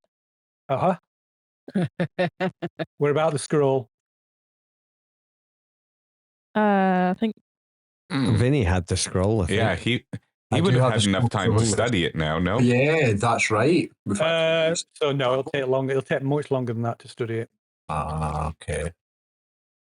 It will. I shall tell you. You can certainly. You certainly got an idea on how long it will take. Let's have a look. It would take about a week. Oh. So I could have maybe like a bit less than half studied it. So yeah, I'll say you've had a couple of days to look at it. Maybe about 5 days. Still need about 5 days. But are you handing it over, or are you like trying to keep it? What do you think, guys? I would really want. I think that's- we may have discussed this on the plane. So Yeah. if we, Well, that would be quite reasonable. I think, The scroll is going to be fairly easy to hide, I think. If you Yeah. wanted to keep it, I think that would be the easiest thing to keep, wouldn't it? The scepter, there's no chance. We're going to have to hand that over. Yeah. If we what keep about the it, whip? we still have something on Caduceus because no, we can I always come think- back. See, I was I previously- think we would have copied the scroll of all what was written. So we've got a copy of the writing. I mean, That's fair. Jamie was copying down everything else, so yeah, I wouldn't surprise. Yeah, I'd done pictures and so like I'd have written up everything that we saw. I'd got a picture. I'd written up all the symbols we'd Yeah. seen. I think I'd have copied the scroll exactly as what as so handing it over doesn't really doesn't really matter because we've got a copy of it. Yeah. Okay. The scepter's I big. will require an education roll to see how accurately you copied it. Okie dokie. Okay. Oh my god. Oh. My education is 80, so I'm going to use Oh, yeah, 70 to. Yeah. So I You're gonna can't. send the look? I can't do it because I can't see it. So You can. So you just click on the roll and expand it. We don't. no, I Can't see can't see the rolls on this screen. Oh, sorry. Right. Oh, right. Sorry. Let me move to this Yeah. other screen. That's why I'd asked, did you see was 02? Ah, right. Yeah. Okay. So Oh, I don't have. Yeah, our no tokens token, need to no. be added, That's I all. believe. No Okay, token. we can sort that out. There we go. Perfect. Oh no. why is my chat thing popped out? Oh, this is weird to me too. Yeah. Oh, hang on. There we go. Expand. There we go. That's nice music. That's great music. Yeah. There you go. Okay, let me check if the music comes through now. So yeah, so I passed that then. I spent 17. Jesus Christ, what was that? Oh, it's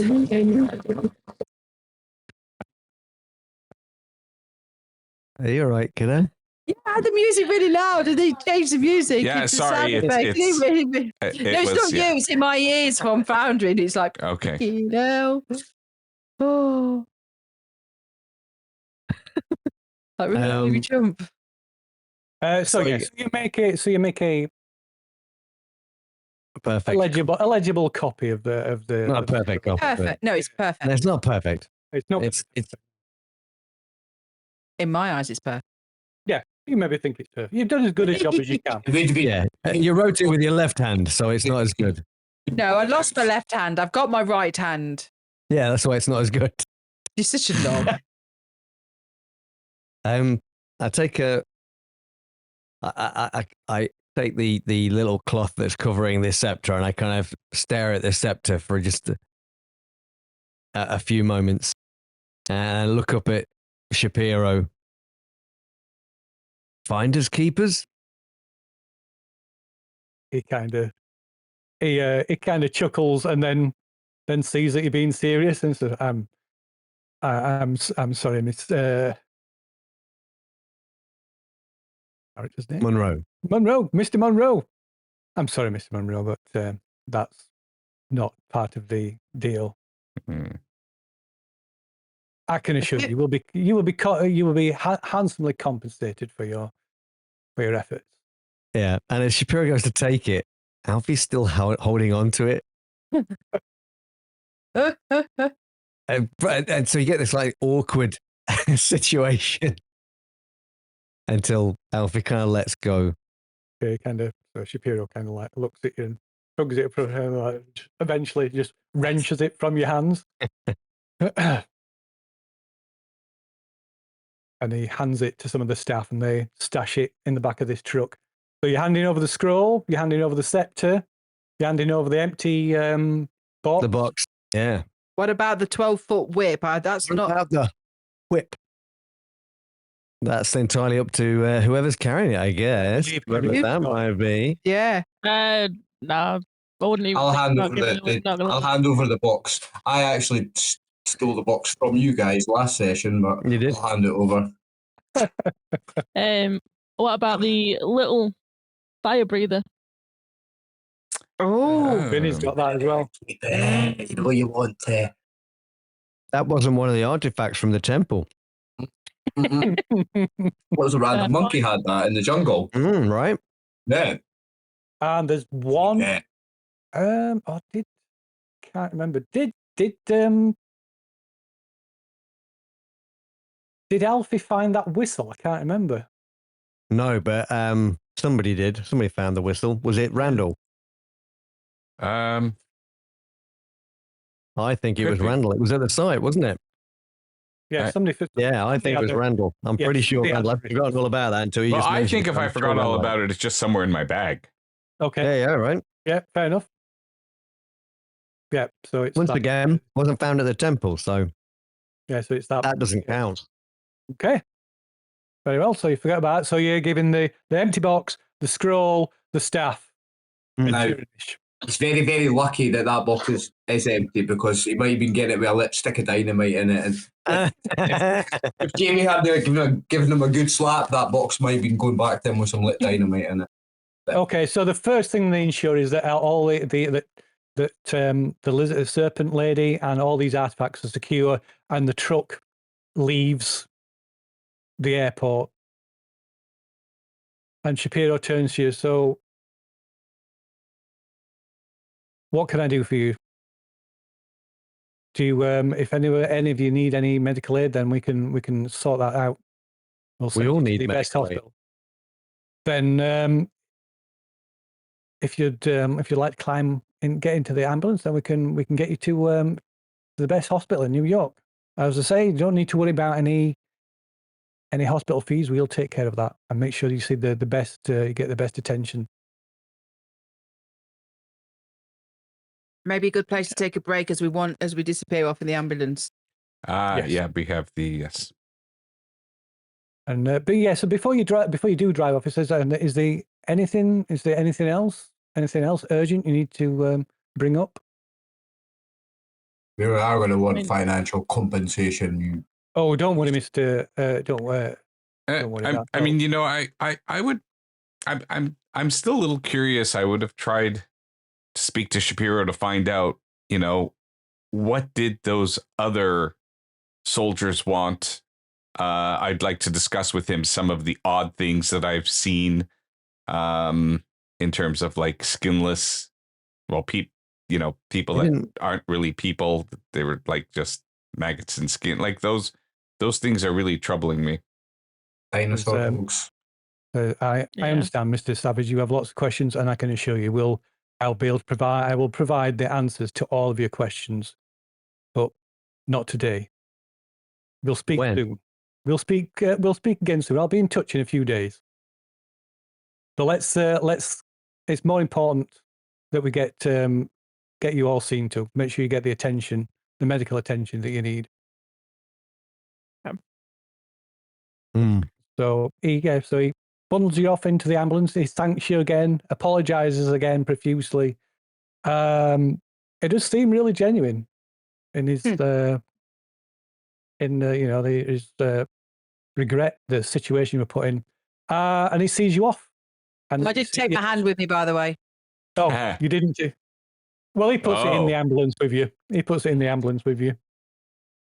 So yeah, you see him. He watches you as the ambulance drives off with him. You can see him get into one of the cars, and then they all depart, all leaving the airport.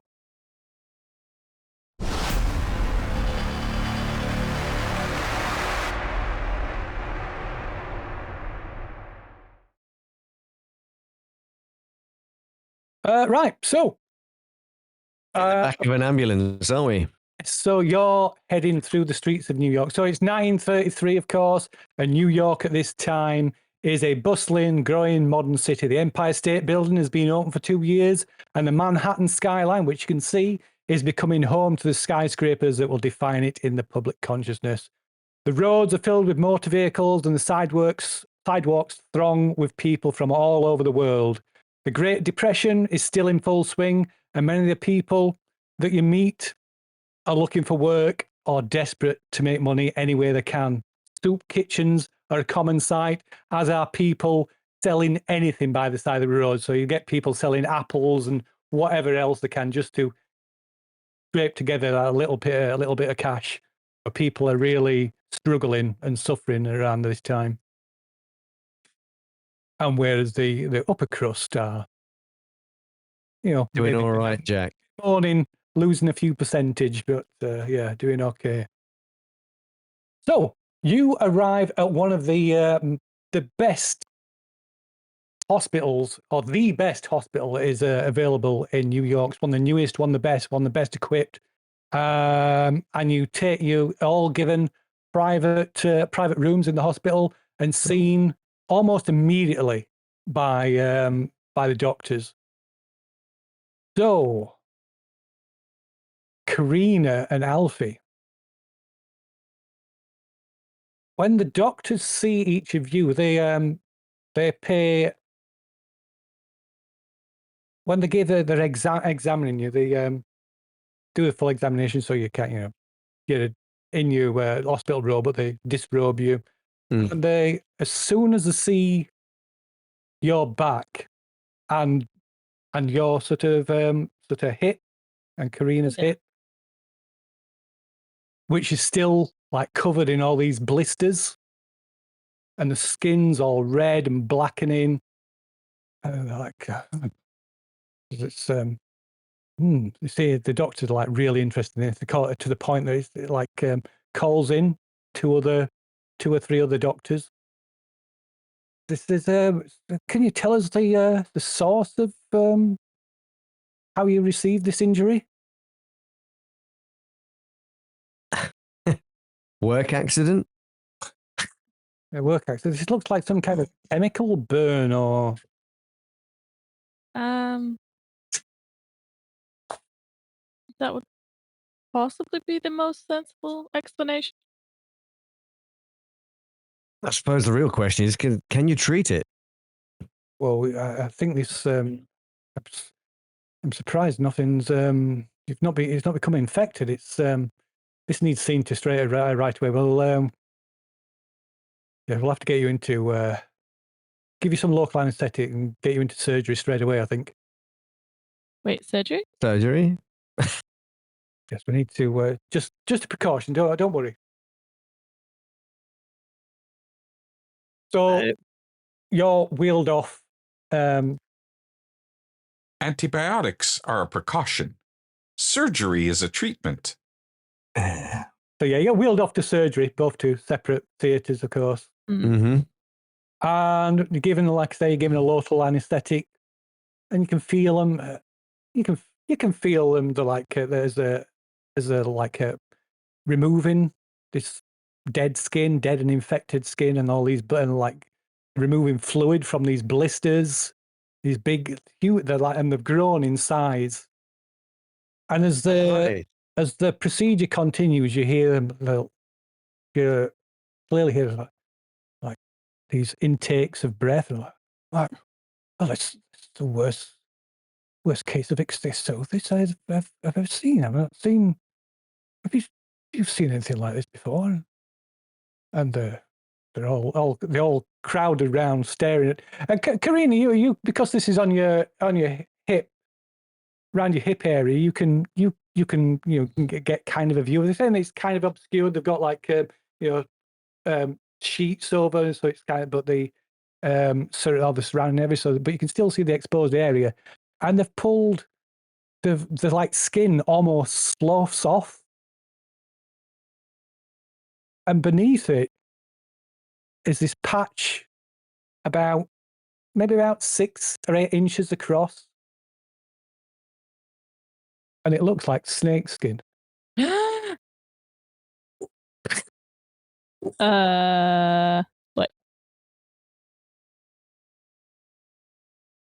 And who has this? Karina and Jamie Karina and Alfie. and Alfie. Yeah, because it was just only us two that got shot. This is incredible. I've never seen an instance of ichthyosis as severe as this. Ichthyosis. What would that be? What is this? Oh, it's a group of skin disorders that lead to dry, itchy. It's the name comes because it makes the skin look almost gives it almost a reptilian appearance. But this is reptilian. Did you say? Yeah. So they get a mirror so you can look. So you can like adjust the mirror, and you get a look of this patch that's covers like about so big between your shoulder blades, and you can both make a sanity roll as well. Oh, me. Oh, yeah. Wow. That's nice, guys. Have fun with that. Yeah, I'm definitely. I don't think for me, I would have been able to. Oh, That. Jesus. No. Wow. So what do I roll for that? I failed. D6. So it would be so if you Nine. failed it, it's 1d4. If you passed it, you lose 1 anyway. Oh. Is it spreading? I mean, can you tell? It doesn't seem to be. I mean, we need to keep an eye on this. So we'll put you in for a series of tests and checkups and follow up appointments. Oh, it's took me On the plus side, it's rarely debilitating. But can you just fix it? Get rid of it. I mean, we could attempt some plastic surgery to remove it, but it could cause more damage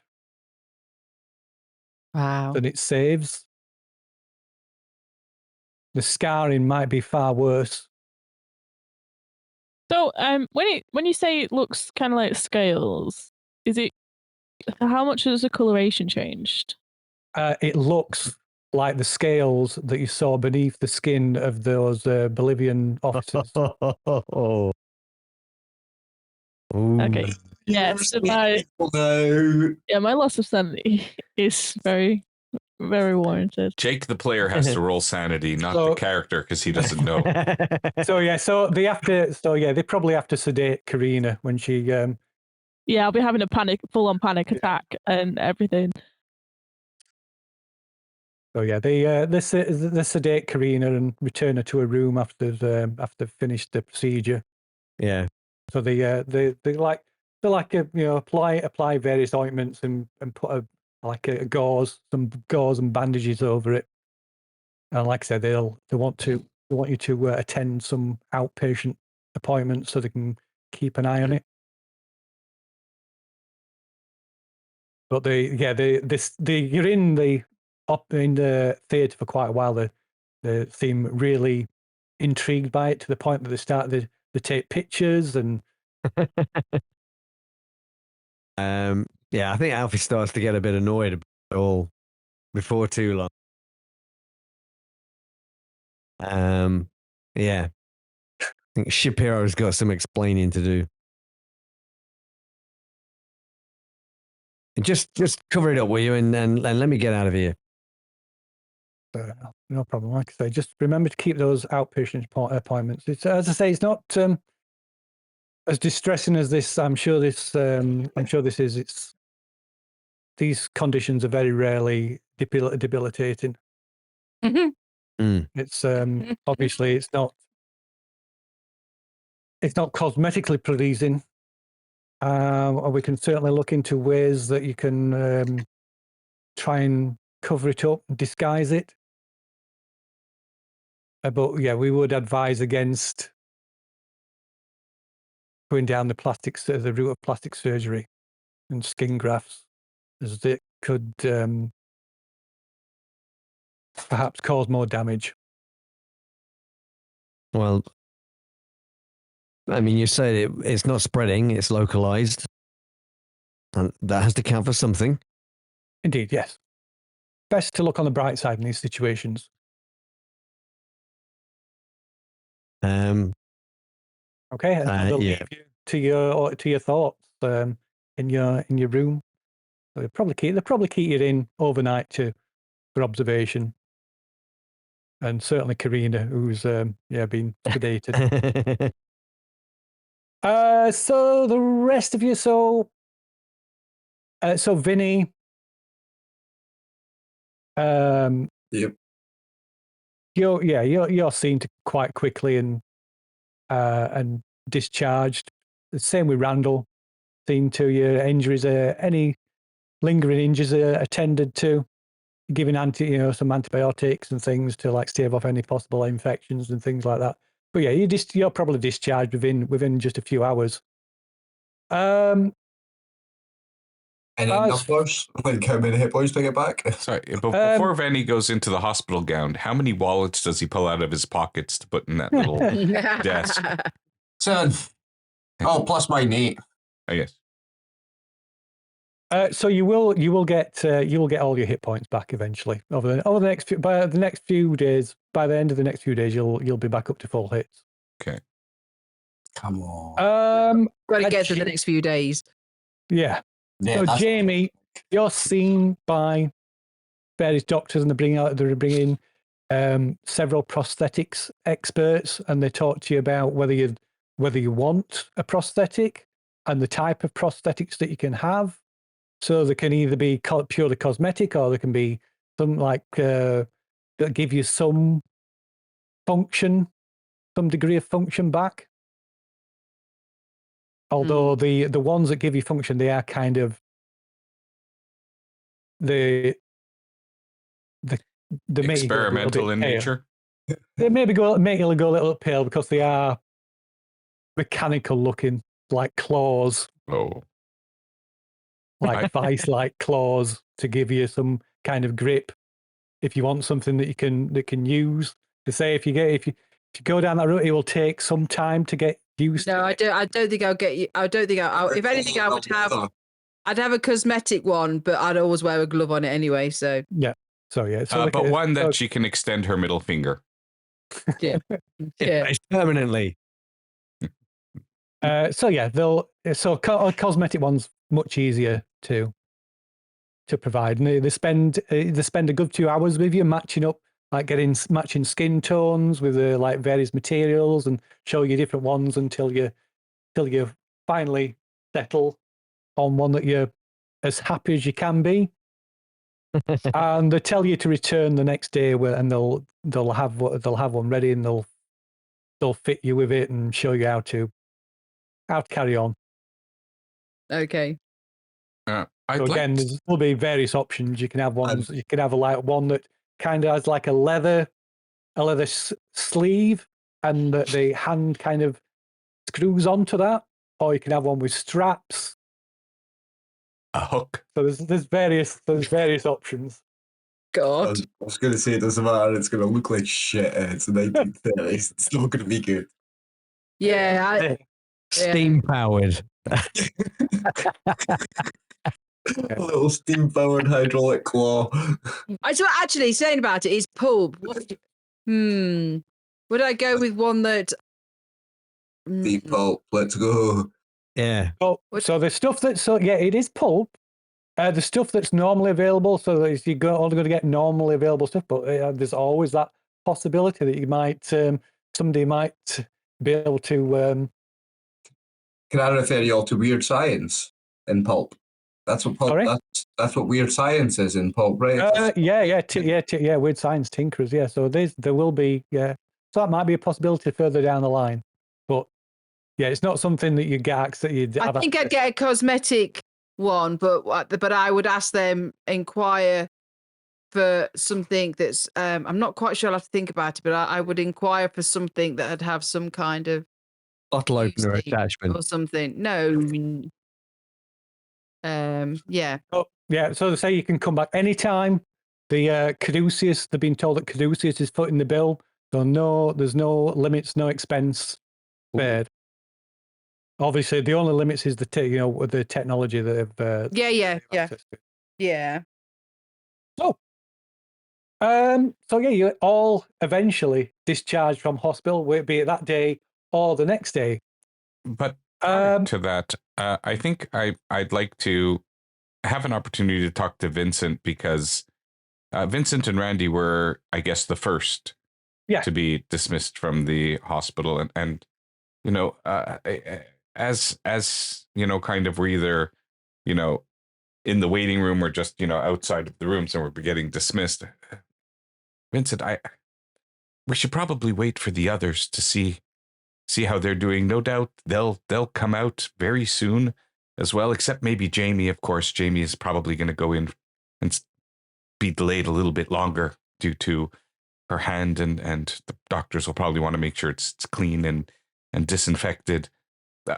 I have to thank you. You really were a hero out there in the jungle. You selflessly put your way in the way of danger and have done some incredibly brave things.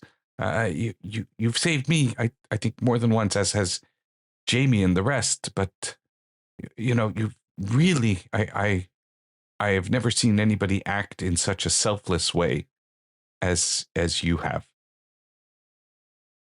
It's just the way I was brought up. You look out for your brothers and sisters. You do what you do. If you're going down, I'm going down with you. That's how it goes in the streets. That's how it goes with me. Well, I'm used to hunting alone. I'm not used to being in groups unless I'm taking them on a safari or something. But you really ought to watch out, for yourself too. Don't do anything that will put you into danger unnecessarily. If one of us are already foregone, there's no point in you sacrificing yourself needlessly. That situation we were put in, Randy, that's more danger than I would ever hope to be in my life. It's just the instinct that kicked in. It's just in my blood, and it's just I don't know how to explain it. It's just I've got more balls than brain cells. You know what? Something like that. It's been quite a while. I still haven't seen Alfie and Karina. Should we go ask the nurse what room they're in and pay them a visit? I feel bad if they're still in the hospital undergoing treatment. I'm not gonna. Yeah, I don't feel like leaving until they're getting out as well. I want to keep an eye on them, Randy. I'm here to stay with them with you. Obviously, I'll need to order out for some proper food. Yeah, let's. Now we're back in New York City. We can get some Italian food sent in, surely. And we'll stay in the hospital and wait for them. And I think at that, I'm going to ask one of the nurses about Jamie and Karina and Alfie that are still obviously in the hospital because they weren't released yet, or at least we haven't. I'm going to inquire about them. Will they give me any information about, if there's a 1933 hospital and, kind of, were they already released? I mean, Jamie, no, but we haven't seen our other friends yet. So yeah, the nurses, what you get hold on the nurse staff, and they make some inquiries for you, and you learn that that Alfie and Karina have been taken down to for some minor surgery. Okay. But it's nothing. She assures you that as far as she's been able to learn, it's nothing serious. Oh, excellent! That we can go visit them. As soon as they come out of surgery, yes, that'll be fine. That'll be possible. So she says if you want to wait, she can come and get you when that's possible. Hmm. So if you want to do that, it's probably around early evening by the time before you get to see Alfie. You don't get to. Well, you get to see Karina, but you learn that she's been sedated as she was under some amount of stress during the procedure, so they've had to sedate her. But yeah, so you're able to probably meet up with Jamie, and then go and visit Alfie in his room. The three of you. Like I say, it's Alfie, evening. how? I'll knock gently. And does he seem to be sleeping? Does he answer the door? I imagine Alfie. He'll call. He calls out. I'll come in. Yeah, Pip, old chap. What do you still? We heard you had minor surgery. Was it hernia related to carrying a mommy? Oh no, nothing like that at all. It was just exploratory. No, nothing serious. Oh, that's okay. Hope you're feeling better soon. I mean, and Karina is. Have you heard of her? She doesn't look like she's in good shape. She's like kind of passed out, drugged up on the bed. Oh, really? Oh, I've not heard. I hope she's all right. Well, any news when you'll be able to get out of the hospital? Oh, I'm sure it'll only be another day or so. Yeah. Well, what can we bring Yeah, you? in the how are you, meantime? Bub? How are you?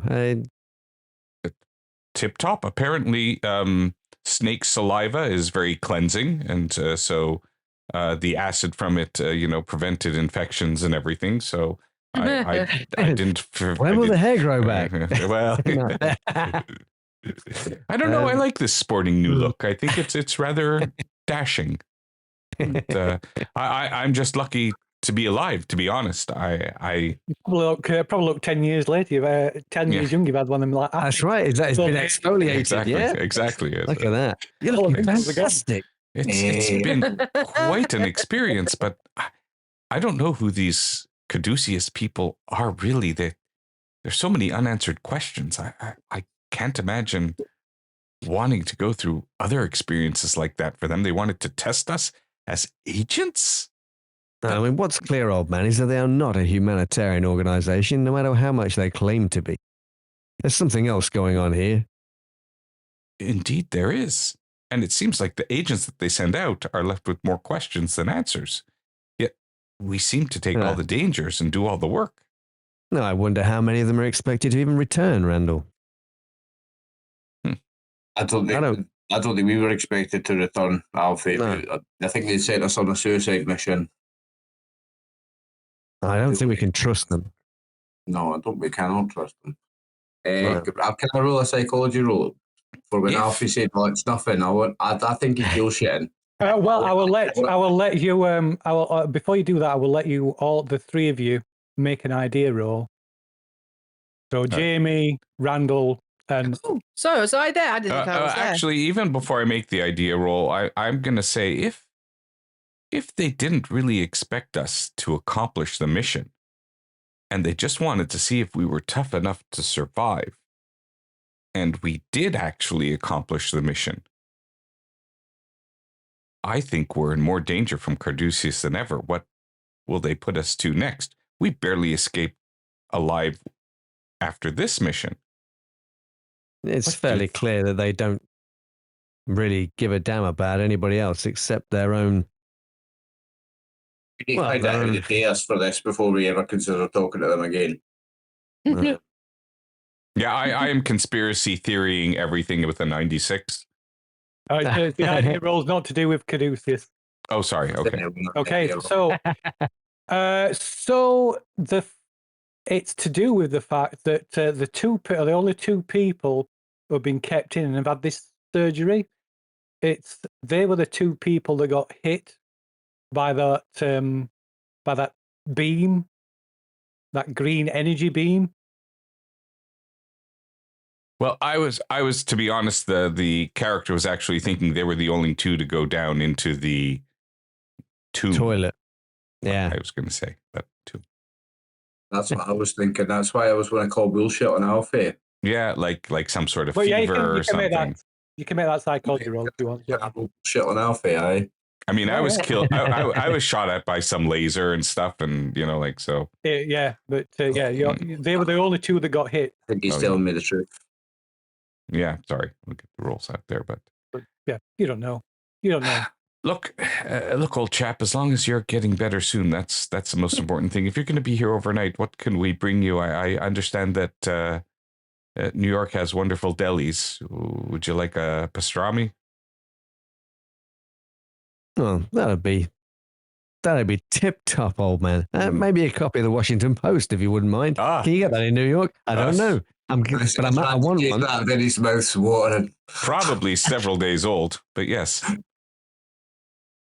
Okay. Pastrami and salami.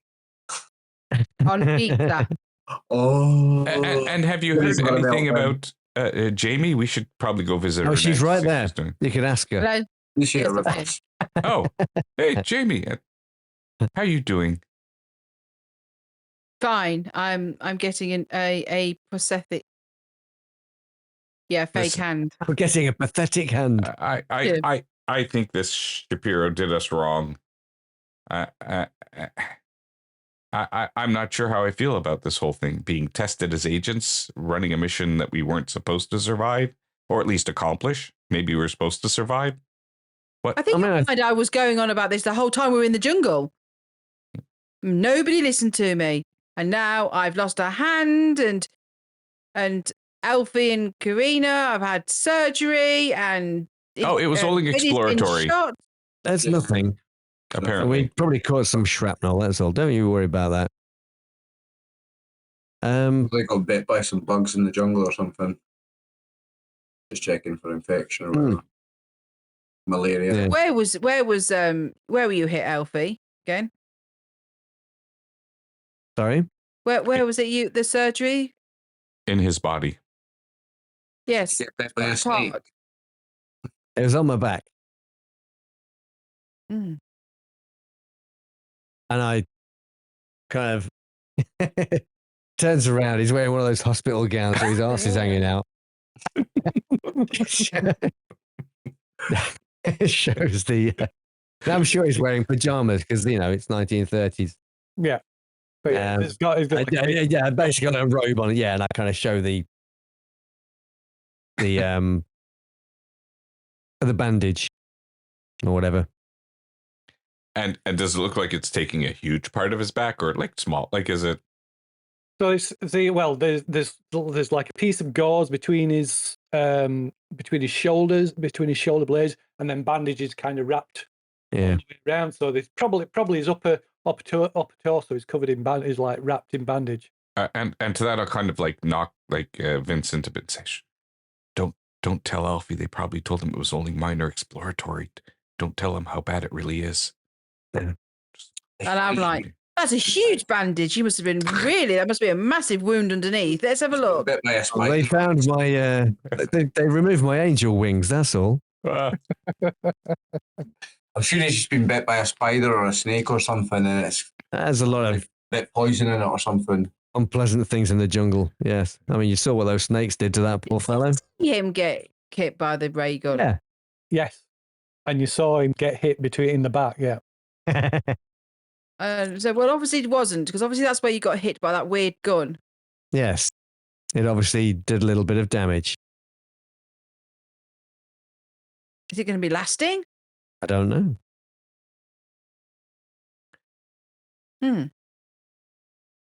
Well, at least you have your body. Yes. And my hands. But Can I have a look? Can I? If I look, is there any part of the bandage like slightly lifting up or anything? No, it's where. Damn it! We all know what's on it. What to say? This is a hospital. yeah, it's a good hospital as well, apparently. It's not your first aid, it's probably That's right. Wow, burn. Yeah, well, I'm still alive, so that's always a good in. Well, Stay I you're had alive. a hand joke in all night, so I had to get something. I had to play my hand. Yeah. But perhaps we. I think Karina's just down the corridor. Should we go and check on her? Do you think? Oh Yes. yeah, maybe she's up by now. She looked kind of out of it when we went to peek in on her, but hopefully she's up. But we can. Can I give you a hand? Are you okay to get out of bed? Like I'll sit down in the wheelchair. If somebody wouldn't mind giving me a push. I mean, obviously not you, Jamie, but I'll get a push, old man. Wow. Wow. Here, let me get the door for you, Vincent, and I'll open the door. Vince pushes. Yeah, Karina's in the room, just literally next door, in the room next door. We could have just pulled back the curtain then. I see. Okay. Oh, no, he said the private rooms. yeah, this is a swanky hospital, mate. I'll wheel him through. You're on like a private ward and private rooms. Well, Caduceus gives a lot of money to medical institutions. You certainly do, old man. How's Alfie lighting up a cigarette? Because you can smoke in hospitals. It's prescribed. They want you to smoke at least 3 a day. Gets the blood money. Helps with the circulation. Promotes rejuvenation. Back when they were still good for you, cigarettes. Yeah. That is very good for your voice. Yeah. So that and the suntan, like arcade, accordion things. Yeah. So going next door to Karina's room, Karina's maybe just coming around. She's a bit groggy, but she's conscious. Yeah. Companions come into your room. Alfie wheeled in a wheelchair. Bye, Vinny. I Karina, just look a bit confused. we came by Yeah. to see you earlier to see how you were feeling. You were mumbling something about 99 red balloons. I'm not sure what that was about. I don't know. I don't know. Everything's a bit strange right now. I still feel a little foggy. They've got you some kind of medication. Are you all right? No, I had to. They put me under. They sedated me for the surgery. Oh, yes. Yes, of course. But I assume they have fixed damage. Well, what damage? What did What the they can. doctor say was wrong? It's where we got hit with the statue things.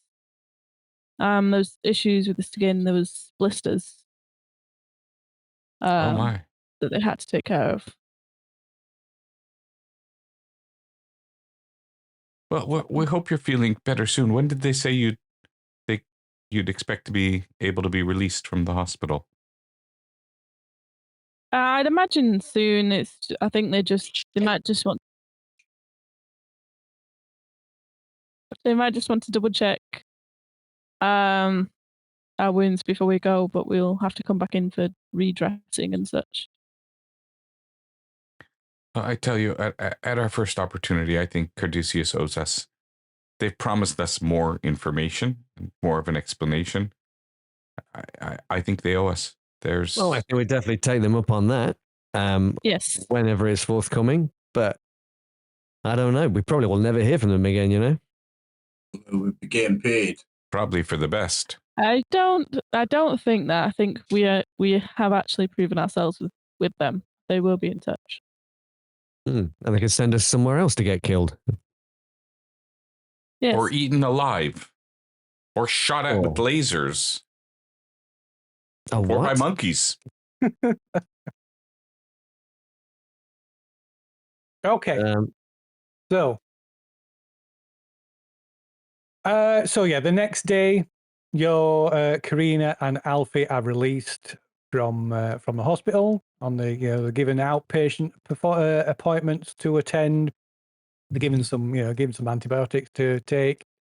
So one of the first things you find out is that you've all been paid by Caduceus. You've all had $1,000 deposited in your account. Oh. Jamie has had an extra $5,000 deposited in her account. Wow.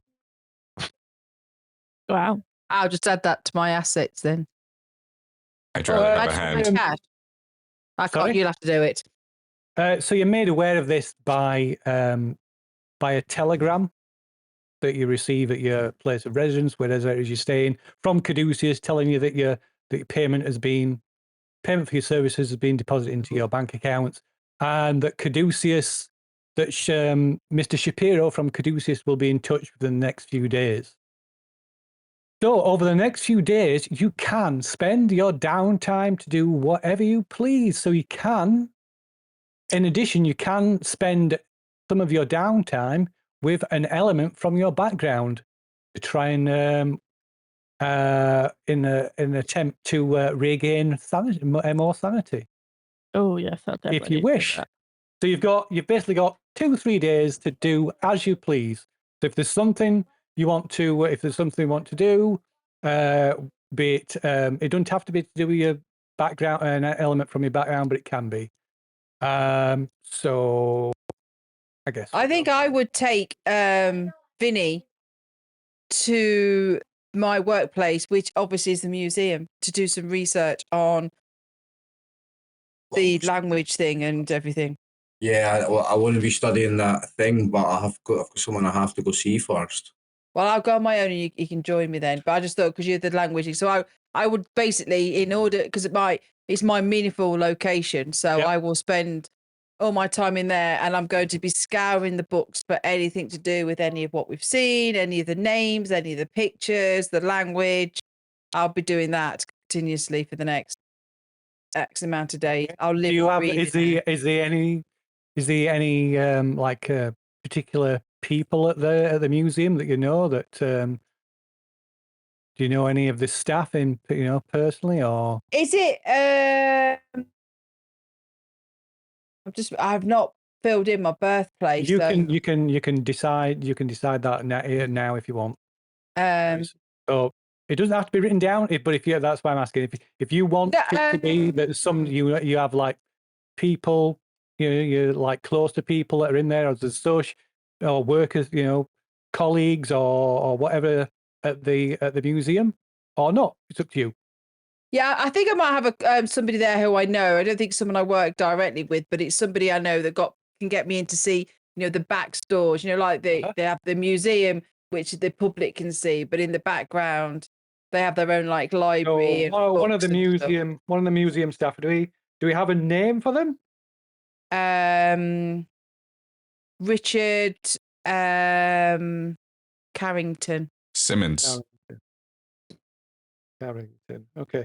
Right. Okay. So you go and visit Richard, and he's like, it's so good to see you, Jamie. Oh, where have you been? I've been trying to get hold of you. Nobody seems to know where you've been for the past few weeks. I took on a private project. I hope it was proved. Project. Yes, it was a private. What do you call it? A private assignment. Yeah, somebody. You took a sabbatical. Wouldn't that be the? Yeah. As well, I hope it proved beneficial. I hold up my hand. Not really. It's like workplace. Oh God, what happened? It was a workplace accident. We were kind of conned by some very unscrupulous people to do some rooting around in the jungle, and I lost my hand in the process. The jungle? Yes. Oh God! You've got to tell. You must tell me all about it. What everything that's happened. What's maybe you can tell me over dinner or something. Yes, certainly. I have plenty to show you, and I've come to see if you and now we weren't told to be quiet about any of this, were we? No. Maybe it's part of our test. Fine, I am going to spill my guts on this guy and tell him the whole thing. Okay, you can make so the way this works is if you spend time with a background element, we do a bit of this, and then you make a sanity roll. So if the sanity roll is successful, then your interaction with your background element has been successful, and you will regain. Or he can mock me. And you will regain some sanity. If you fail your sanity roll, I failed. Okay. If you fail your sanity roll, then that background connection is damaged in some way. Yeah, he thinks I'm batshit crazy, doesn't he? You lose a point of sanity instead. Wow. So Richard is just like listens to you, and yeah, he clearly. What's this all about, Jamie? I mean, I thought you were going to tell me what you've been up to. If you didn't want to speak to me, then that's all you had to say. But this is just. You don't believe me? Oh, sure, yeah. Snake people in the jungle. Look, if you come to your senses, you come and speak to me again. But don't come around here asking for favors. And if you're gonna treat me like that, if you're gonna spin ridiculous yarns like that, I'm wounded. Even if I show him the paper, what does he say if I show him the paper? Which paper? Sorry. I'm going to show him the writing. Gibberish. Yeah. Yeah, he's just like, yeah, he's not interested. Yeah. I mean, it doesn't look like an ancient manuscript. It looks like something you wrote. Yeah. Some scribbles on a note. Oh, pissing out. So yeah. So wounded. Wow. Yeah. So yeah, he's yeah. That association is now damaged. Oh.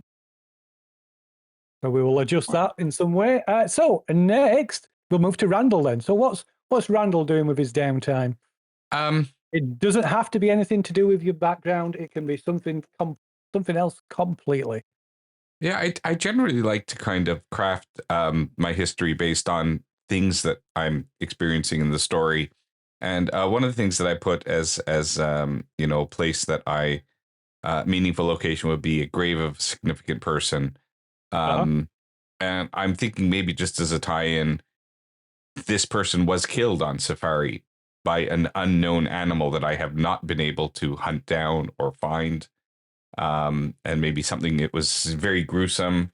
So maybe I don't even have, it could be that the body was never recovered, maybe just a finger or a part or something, or a locket that I have. But I will be spending time there in anguish about still not being able to solve that mystery and maybe even rationalizing myself that this Carduceus place, as much as I am not appreciative of the way that we've been handled and the information that we got and the way this has all been handled, maybe they would be able to give me some more information. Maybe if I get in the organization, I can find out more to relate to the backstory of this meaningful person that passed or was killed. So that'd be the meaningful location then. That's it says here your wife. Yeah, I put wife, but it could be changed to whatever you think is appropriate. No, that's entirely up to you. That's down to you. Okay, so what exactly are you doing then? So you're going to spend some time at the graveside and just talk to your dead wife, or kind of bring back memories. I do have a locket that I keep, which was hers, that I wear, that has both of our pictures. Open it, bringing flowers. But like I say, this is more mental anguish than anything else, because there are still more questions than answers for poor Randy Savage, who hides it all on the outside by being boisterous and basically a braggart. Okay, this is him being him. Okay, well, you can make a sanity roll. See how this goes. Oh, I should put that there then. Make it by a bit. Right, so you regain 1d6 sanity as you gain solace from pouring your heart out to your dead wife. All right, go here. And I think we can leave that one there. So what about Karina? So yeah, I think I'm gonna find. I'm probably staying in a hotel, I reckon, in New York. So I would head back to my room and I would start writing a letter to my best friend. Obviously, but while I'm doing that, I will double check my possessions and make sure I still have the ruby necklace in there. Okay. Because it's the one thing that helps ground me and reminds me of home. So I'll have that out while I'm writing a letter to my friend back home in London. Just to let them know, I'm back in a civilized city. Yeah. And that everything's going okay. I'm not going to tell them anything untoward has happened, not to worry them, but just to let them know I'm okay and keep them updated. Okay.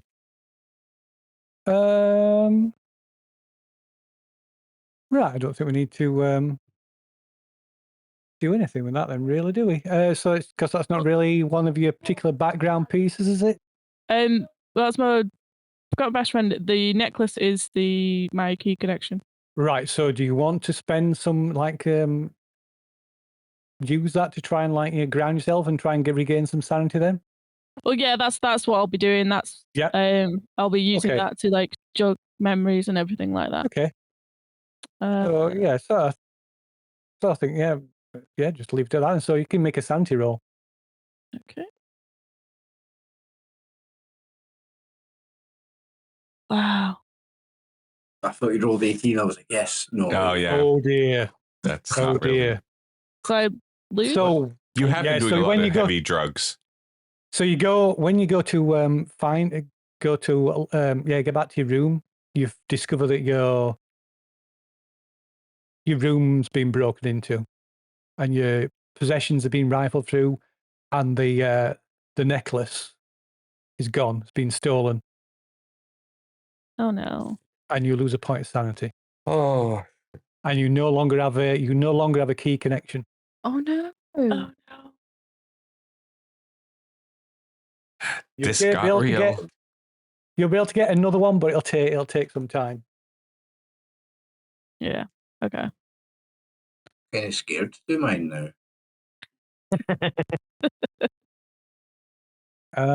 Do we need to take a break now, or Oh, well, Are we? Yeah, Are you we're nearing the end? close. We could just go through the end of this before the end. Then I think. there is? So I was going to end with just after the meeting at Caduceus. Okay. Just run through now. We'll just run through. Okay, very well. Okay, so do you want to? So we'll try and skip through this then. So how about Vinny? So Benny will take the $1,000 out of the bank. Oh, And he takes it to a certain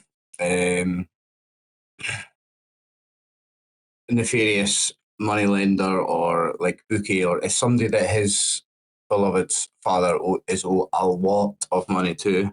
Okay, This so is it's why the it's so just if you're situation. so if you unless you're in disagreement, I will say it's one of the mob families in New York that he owes the money to. Yeah, it's definitely mob. So he pays off that $1,000. Unfortunately, it's not even made that much of a dent in the amount of money this man is owed to the mob. So it's like I'm still up shit street. I'm gonna have to go back to Caduceus and like see if they're gonna give me another job. That wasn't the big score that I needed. He will then take his $100 from Shapiro's wallet and buy the best diamond ring he can find in New York City. Uh-huh. And then he will go and see his key connection, Molly Connolly. Okay. Okay. So where's Molly then? What's she doing? Molly's a You can see- prostitute. Yeah. So, sadly. So I'd have So to say which is not working to be late at night. No, it wouldn't be late at night. It'd be the opposite late at night. It'd be through the day, I guess. She works at night. And I would take her the ring. Tell her, like, I got you this. Paid off some of your dad's debt. What's she called again? Molly Connolly. Molly Connolly. Simmons. Where have you been, Vinny? I've not been able to get in touch with you for weeks. You just left without a word. Look, and he gives her the ring. And I've paid off a big chunk of your father's debt. I'm going to do this. I'm going to get you out of here. I'm going to get you out of this. I found the big score that it's going to take to end this life for you. Here, look, this is for you. And he'll get down on his one knee and say, Molly Connolly, will you marry me? Oh wow! And you'll have to make a sanity roll then at that point. Oh, I love it. No. Yes. Nuptials, depending on a sanity roll. It's great. oh no! Oh no, not yet. Oh no! She needs a day to think about it. Come on, let's not crush love. Should have had a bonus dice on that for it being so great. Oh, Fail. oh. Says, what's this, Vinny? What do you mean you've paid some? I just looking for a big sky. You're just gonna do the same stupid things that my dad did. No. This is not like here on the street. This is not mob stuff, Molly. Honestly, this is something else. This is like secret government stuff. Honestly, I'm gonna pay off your next job. It's secret government. What do you think? You take me for a fool, Vinny? No, seriously, next job that's You're gonna just a pay off. crook. You're just a common garden crook, and always will be. And I'm gonna change it for both of us. Honestly, the next job is the one that's gonna pay everything your dad owes, and I'm gonna get us out of here, and we're gonna leave New York City, and we'll travel across the country, and we'll get out of here as far away from this life as we can. Right, she kicks you out. Doesn't matter how good I am, I still failed. Randy And you lose Savage a point thinks advantage. Vincent is a 2-bit criminal, but Jake loves the character now. You're right, he is a 2-bit criminal, but he's trying to just get that one score to get us both away from that life. And it's So she kicks you out. Doesn't Oh, believe you. She kicks you out. You've broken that key connection. Phil, you and I are going to have to have words after this. So finally, so Alfie. Okay. So Alfie, Alfie. I do. I know how it's going to go either way. So Alfie is a complete cynic, and he does not believe there is such a thing as true philanthropy, which is kind of why he's ended up being dragged into this whole Caduceus thing anyway, because he knows that they're like a humanitarian organization, but he's always believed that there's something else going on, and now he's basically been proven correct. So he is he's in his hotel room. He's got an ashtray that's overflowing. He's got a bottle of scotch there, and he's hammering away on his prized possession, which is this brand spanking new 1932 model Remington Remy Scout typewriter. And he's hammering away and typing out everything that's happened and as a report for his newspaper that he works. And his typewriter is his key connection. So I'd like to make a roll, if I may. I'm gonna break it. Okay. How many times is the word God. Carduceus mentioned in there? don't fail, man. I'm still too sad about that. Okay. Let's, Ah. so what? And so, can I describe what happened? Yeah. If you've got something, yeah. So he's been typing it out. He's been hitting the bottle quite hard since they got back. And one evening, as he's been typing out, he kind of rips out this bit of paper. He starts reading what he's written, and he realizes it's complete gibberish. Nobody's going to believe a single word of this. And he thinks about everything that he's been through. He thinks about all the people that were killed back at the camp. And in a fit of rage, he lifts up his typewriter, smashes it against the wall. Before collapsing, probably breaking down in tears or whatever. And before passing out. Excellent. Yeah, that's excellent. Wow. Okay, so you lose a point of sanity. Yeah. Oh, do I lose one as well, by the way? I meant to ask. Yeah, you lose one as well, yeah. Okay, so several days later, you are finally called into Caduceus, where you so the headquarters for Caduceus is based in the Meadham building on Park Row on the east side of Manhattan Island. It's currently one of the tallest buildings in New York City at 18 stories and is topped by a large dome.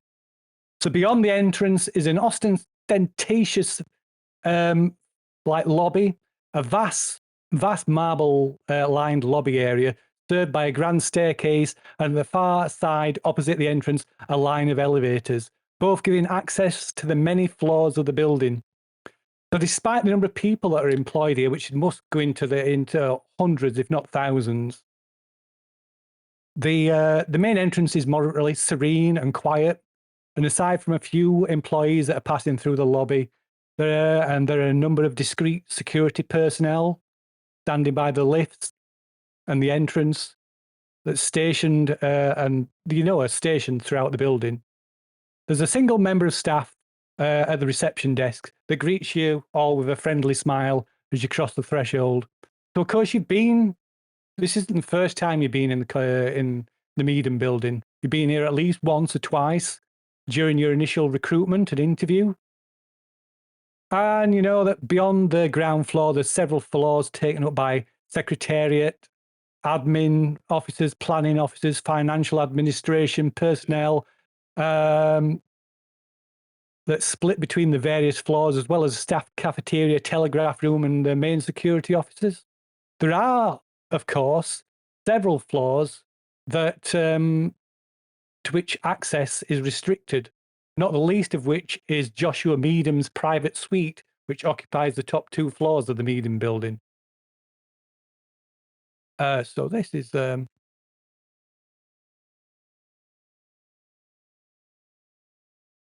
see that?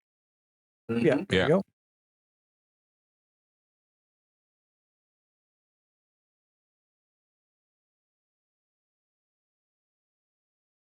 So yeah, so this is the build. This is the building as much as you know about it. Obviously, these other floors you don't know, and you don't know what goes on these floors and what they're used for.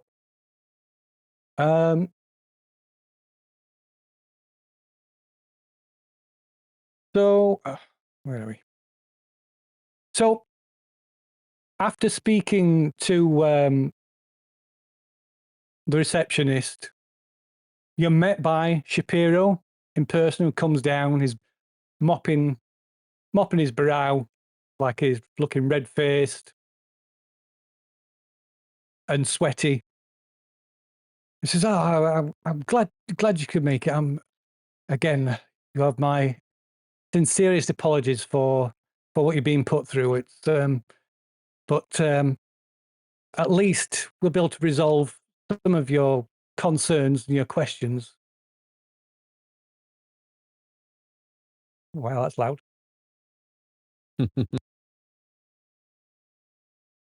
So it leads you to the elevator, and in the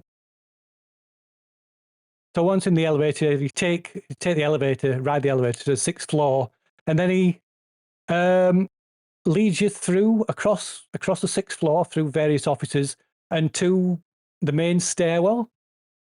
It's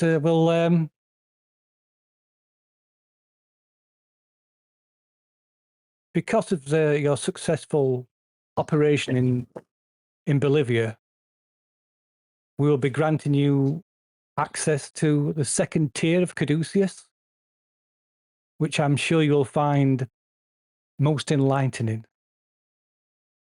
So you'll be given access to the 7th and 8th floor.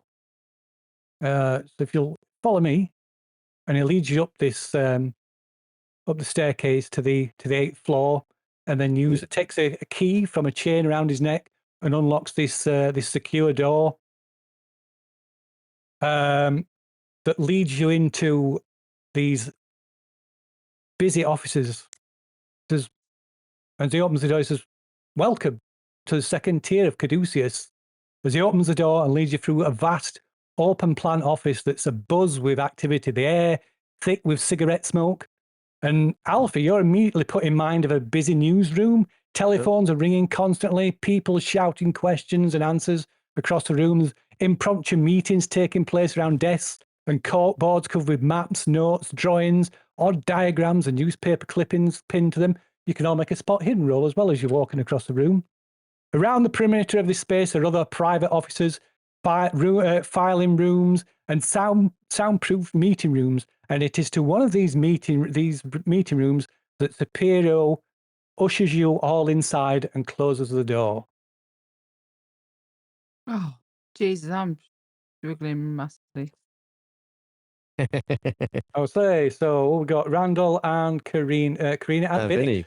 So, so as Shapiro's whisking you through this room, you notice something on one of these notice boards, one of these court boards that they're all busying around.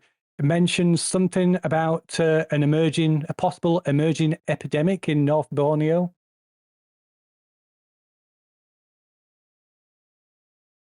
Oh, So I don't close know the door behind you generally. and make sure you're all comfortably seated before turning and saying, and thank you again for attending. I wouldn't have been surprised if none of you turned up. I would quite understand. We just want answers. I'm here to give them to you. I'm here to give them to you, Mr. Monroe.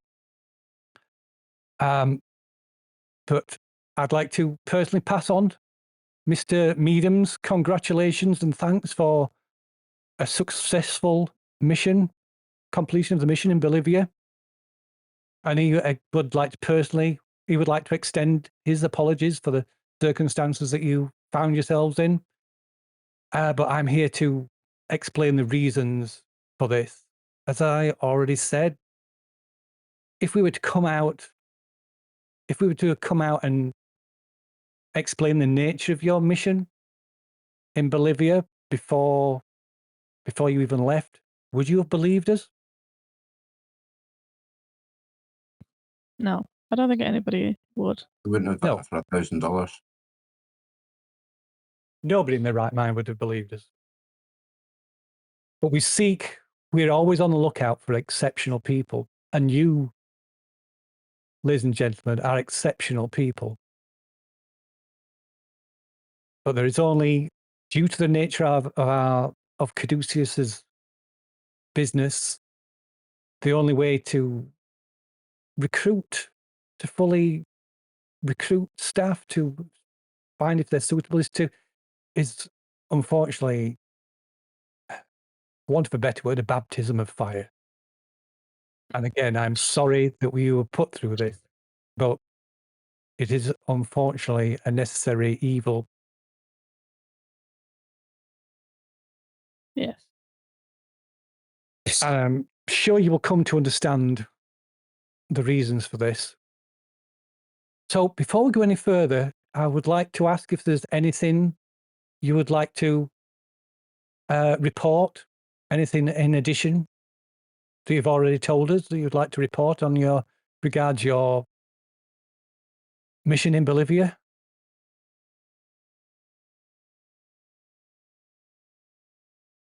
I just asked, have you received the details of our medical care yet?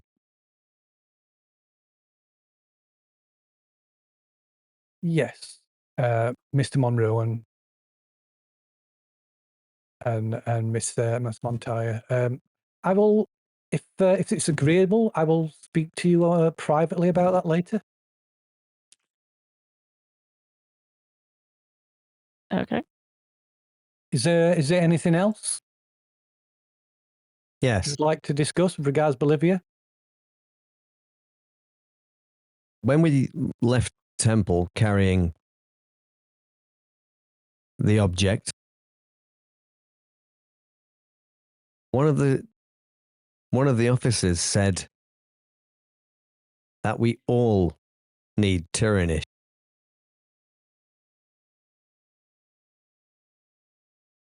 Ah, yes. The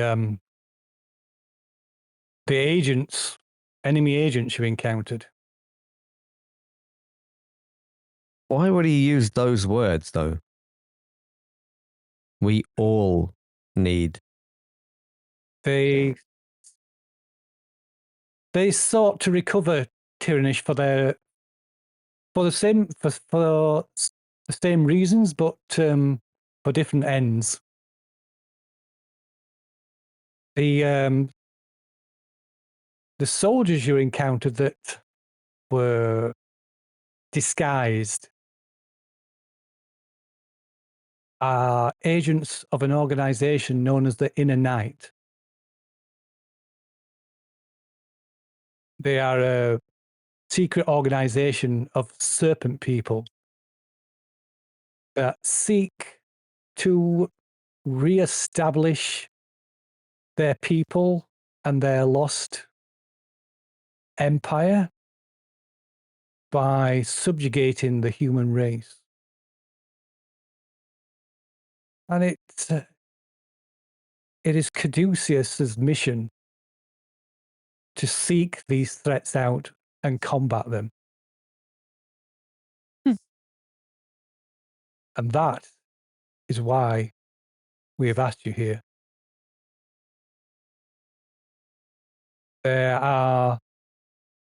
It may seem, you may find it hard to believe, you may think I'm being overly dramatic, but the safety of humanity is at stake. And we rely on exceptional people such as yourselves to combat these threats.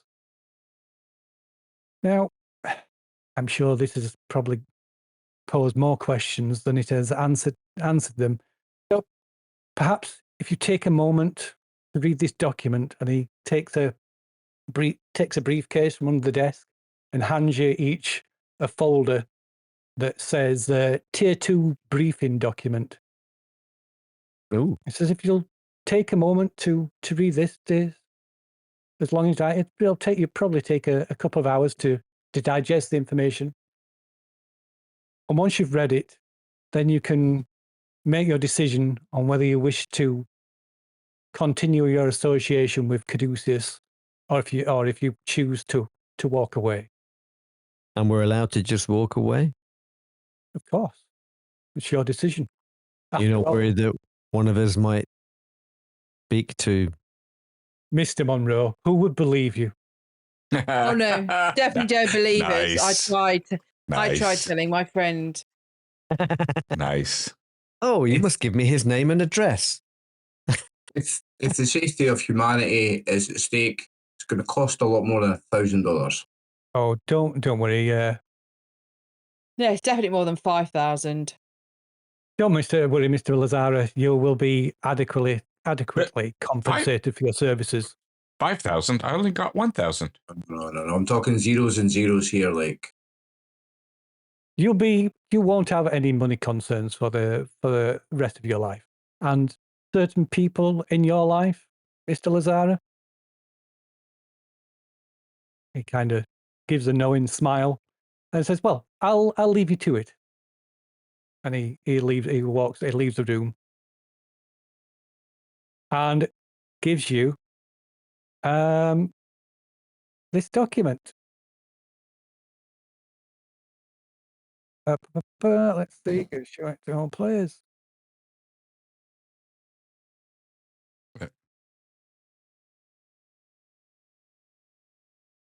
So somebody want to do the honours of reading it out? if no one else volunteers, I'm happy to. Sure, you go ahead. We Yeah. all know it would be gobbledygook if I do it. Okay, Tier 2 briefing document. Briefing document. The orientation package is a collection of typed pages held in a blue-coloured ring binder. The typeface is large and the lines are widely spaced, making it very easy to read. Tier 1 briefing. The text outlines the Caduceus Foundation. In 1912, Joshua Meadham sold the pharmaceutical empire he had built up over the previous 30 years.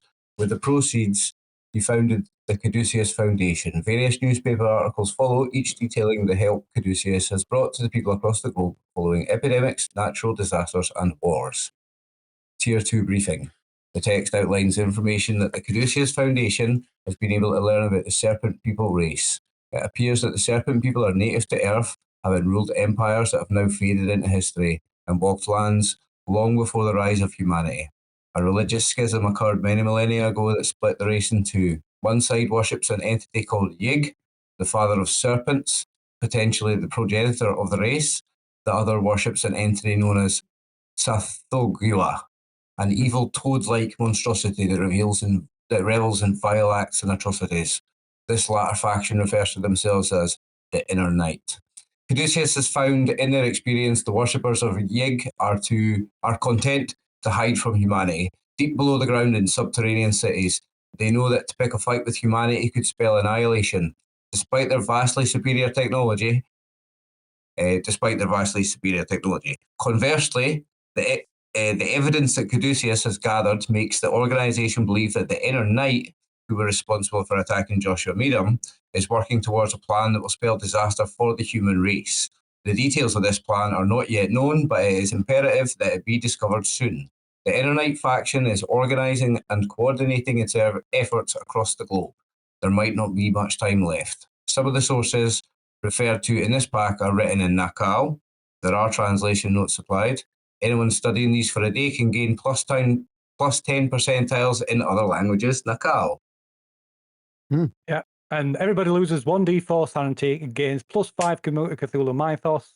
Oh, no. And this document could potentially be used as a reference document with a rating of 10. Oh, big 4 for me. Oh, no, it was 2. Oh, There's 4. wow. No, Aha. 4 for me. My sanity's not doing good, is it? Mine is horrible. So 1d4 What do you sanity, want, Tony? 35. I'm down to 49. Plus 5 Cthulhu missiles. Oh, Oh, yeah, +5 Cthulhu missiles. Well, do you have to do that? So Can you do that? maximum sanity goes down by 5 as well. Yeah, Then. it should do it automatically, but you Let's can double see. check. No, it didn't. I have to. Well, not So my you maximum. My maximum. You can do is- it, and you just click on Yeah, that. If you click on that padlock, yeah, that's it. Yeah. I couldn't add Yeah, the my money that maximum way, though. sanity didn't change.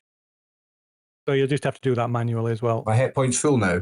Yeah, your hit point. Everybody's hit points will be full. How do you change the max sanity? I don't think you can, you know. Plus rating. I've just lost. It should do it automatically. Really, I'm Okay. not sure why it's not.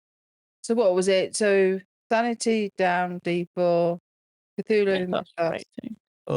Got 5% in there. Didn't. Reset my daily, but it's not changed the max Yeah. sanity. I tried it too. Okay, listen. It'll be easy to know. When we Yeah, get close, we'll know. If you've got 10 I'll Cthulhu mythos, sort it out. your max sanity is 90. What's the mythos rating? Am I just missing that? It's So Mythos Cthulhu, rating. Cthulhu Mythos. It's under C. Cthulhu Mythos. Oh, you mean the mythos rating on the document? The mythos rating on the document is the research value of that document. So it's like Oh, okay. Oh. So it's specifically for the document. Okay. So can I study that and get a +10 in my other languages now? you would need a day to study that, but you've got first you only after 2 hours. Shapiro returns. Says, I can see from the looks on your faces that you've read the document. Are there any questions? No. Many, but that might be for another time. I need to mull this over. You surprised me. Most candidates have lots of questions, but there'll be plenty of time for that. So Yeah. I the think question is, 6 Colin. will you choose to remain and assist Caduceus in its efforts, or do you choose to walk away? I personally want answers. I want to know what happened. I'm in. I want to learn more. Any grimaces? I'm in. Miss Montana? Yeah. I'm good. And Mr. Monroe? I want to make sure that those people back at the camp didn't die for nothing. Indeed. And he gives a solemn look. Excellent. And so you can't understand how glad I am to hear that. And this, as the document implies, this situation is ongoing and moving quickly, possibly quicker than even we understand at the moment. And a situation has arisen that we wish you to take a hand in. We've had reports from the North Borneo Chartered Company who contacted us for assistance regarding a unusual epidemic outbreak in North Borneo. It appears to be they're reporting what appear to be symptoms of an highly infectious form of hepatitis that was first noticed on March 16th.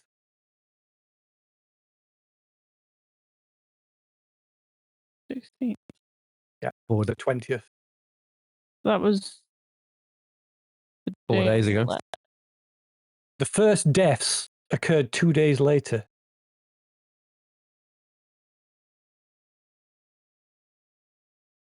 So, as I say, the North Borneo Charter Company believe the outbreak to be an unusually infectious form of hepatitis, one that is acting at an accelerated rate. Subjects normally contract hepatitis, display first symptoms 2 to 6 weeks after initial infection. Such symptoms normally last up to 8 weeks, which can result in acute liver failure and death. But in this recent outbreak, subjects have died just 2 days after displaying first symptoms. From the information we've been able to obtain, it is believed that the outbreak could be the Yellow Death,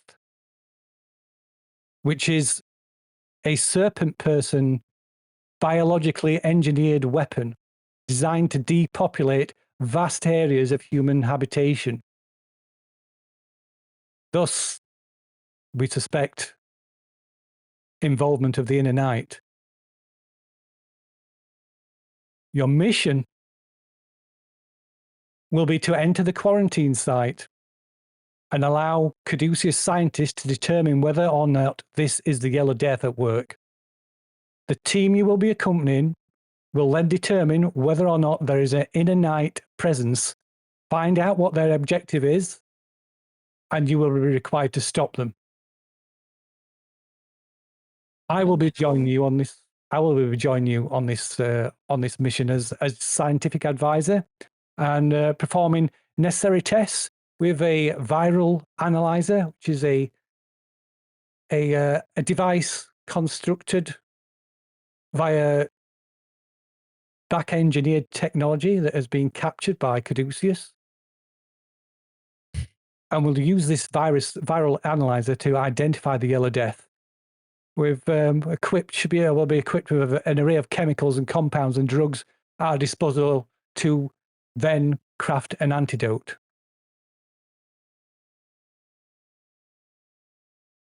How long? Muted. So you're actually going to get your hands dirty this time then? Yes, I volunteered considering the state of things. I thought it was the right thing to do. So, what precautions will be in place to stop us from catching the infection? If we don't know how it's being transmitted. As I say, with the viral analyzer, if this is the Yellow Death, we'll be able to analyze samples and concoct an antidote. Within 2 days? Within 2 days, yes. As I say, the viral analyzer is an extremely advanced piece of equipment that was created by back engineering Serpent person technology.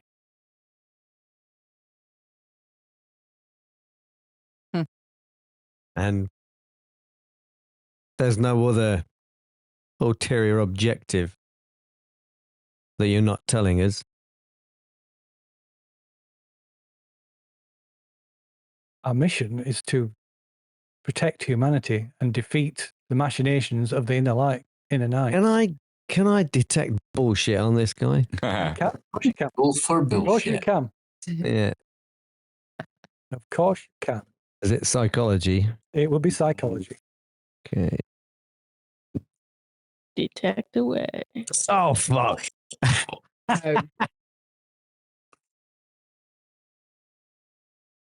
Wow. Oh, wow.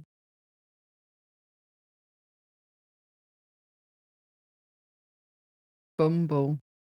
Not great. What a way to end the night. Can I spend luck to make that go away, the fumble you go wish. away? You can't. No, you can't spend luck on a. No, it's only weapon malfunctions and fumbles. Okay. You can spend it on. Right. Yeah. So, because unless you this is your last chance to back out. No, this guy's completely sincere, so I'm buying into this. Oh. So I will provide. If you choose to join me, I'll provide some more background information to the mission on when we're en route. But the plane is already being prepped. We'll be leaving within the hour. I've got my hand, haven't I? Yeah.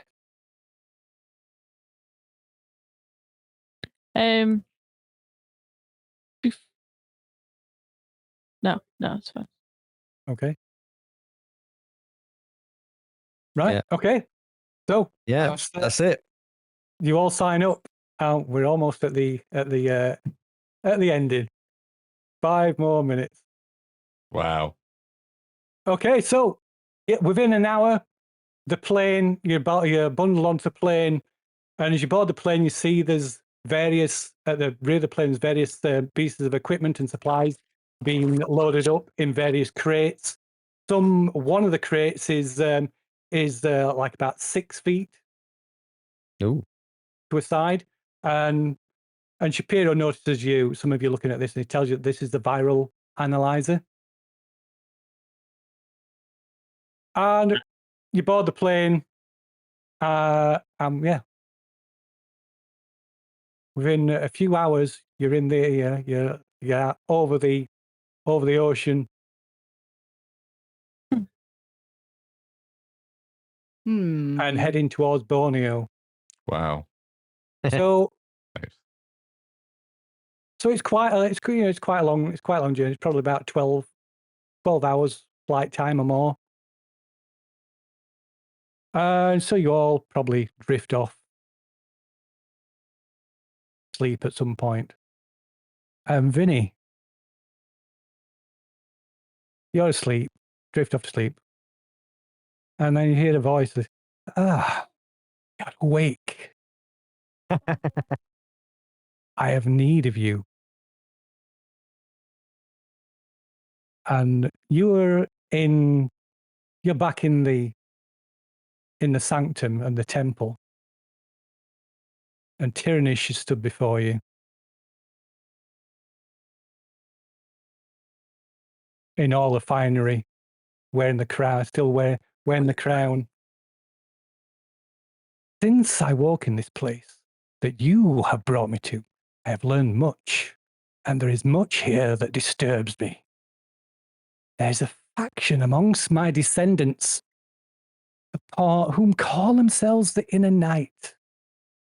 I wish to know if these degenerate children are involved in what is transpiring in this place to which we have been sent. If you learn this to be so, I would have you eradicate their presence and put an end to their plans there. Do as I ask, and you may gain my favor. A great honor for one such as you.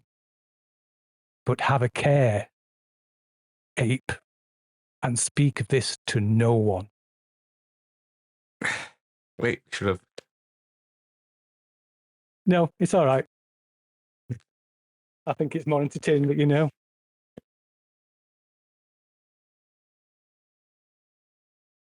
And Wow. so the plane's going on. You as you wake, you all wake, like come to your wake from your snap, and you can see the mountains of Borneo below.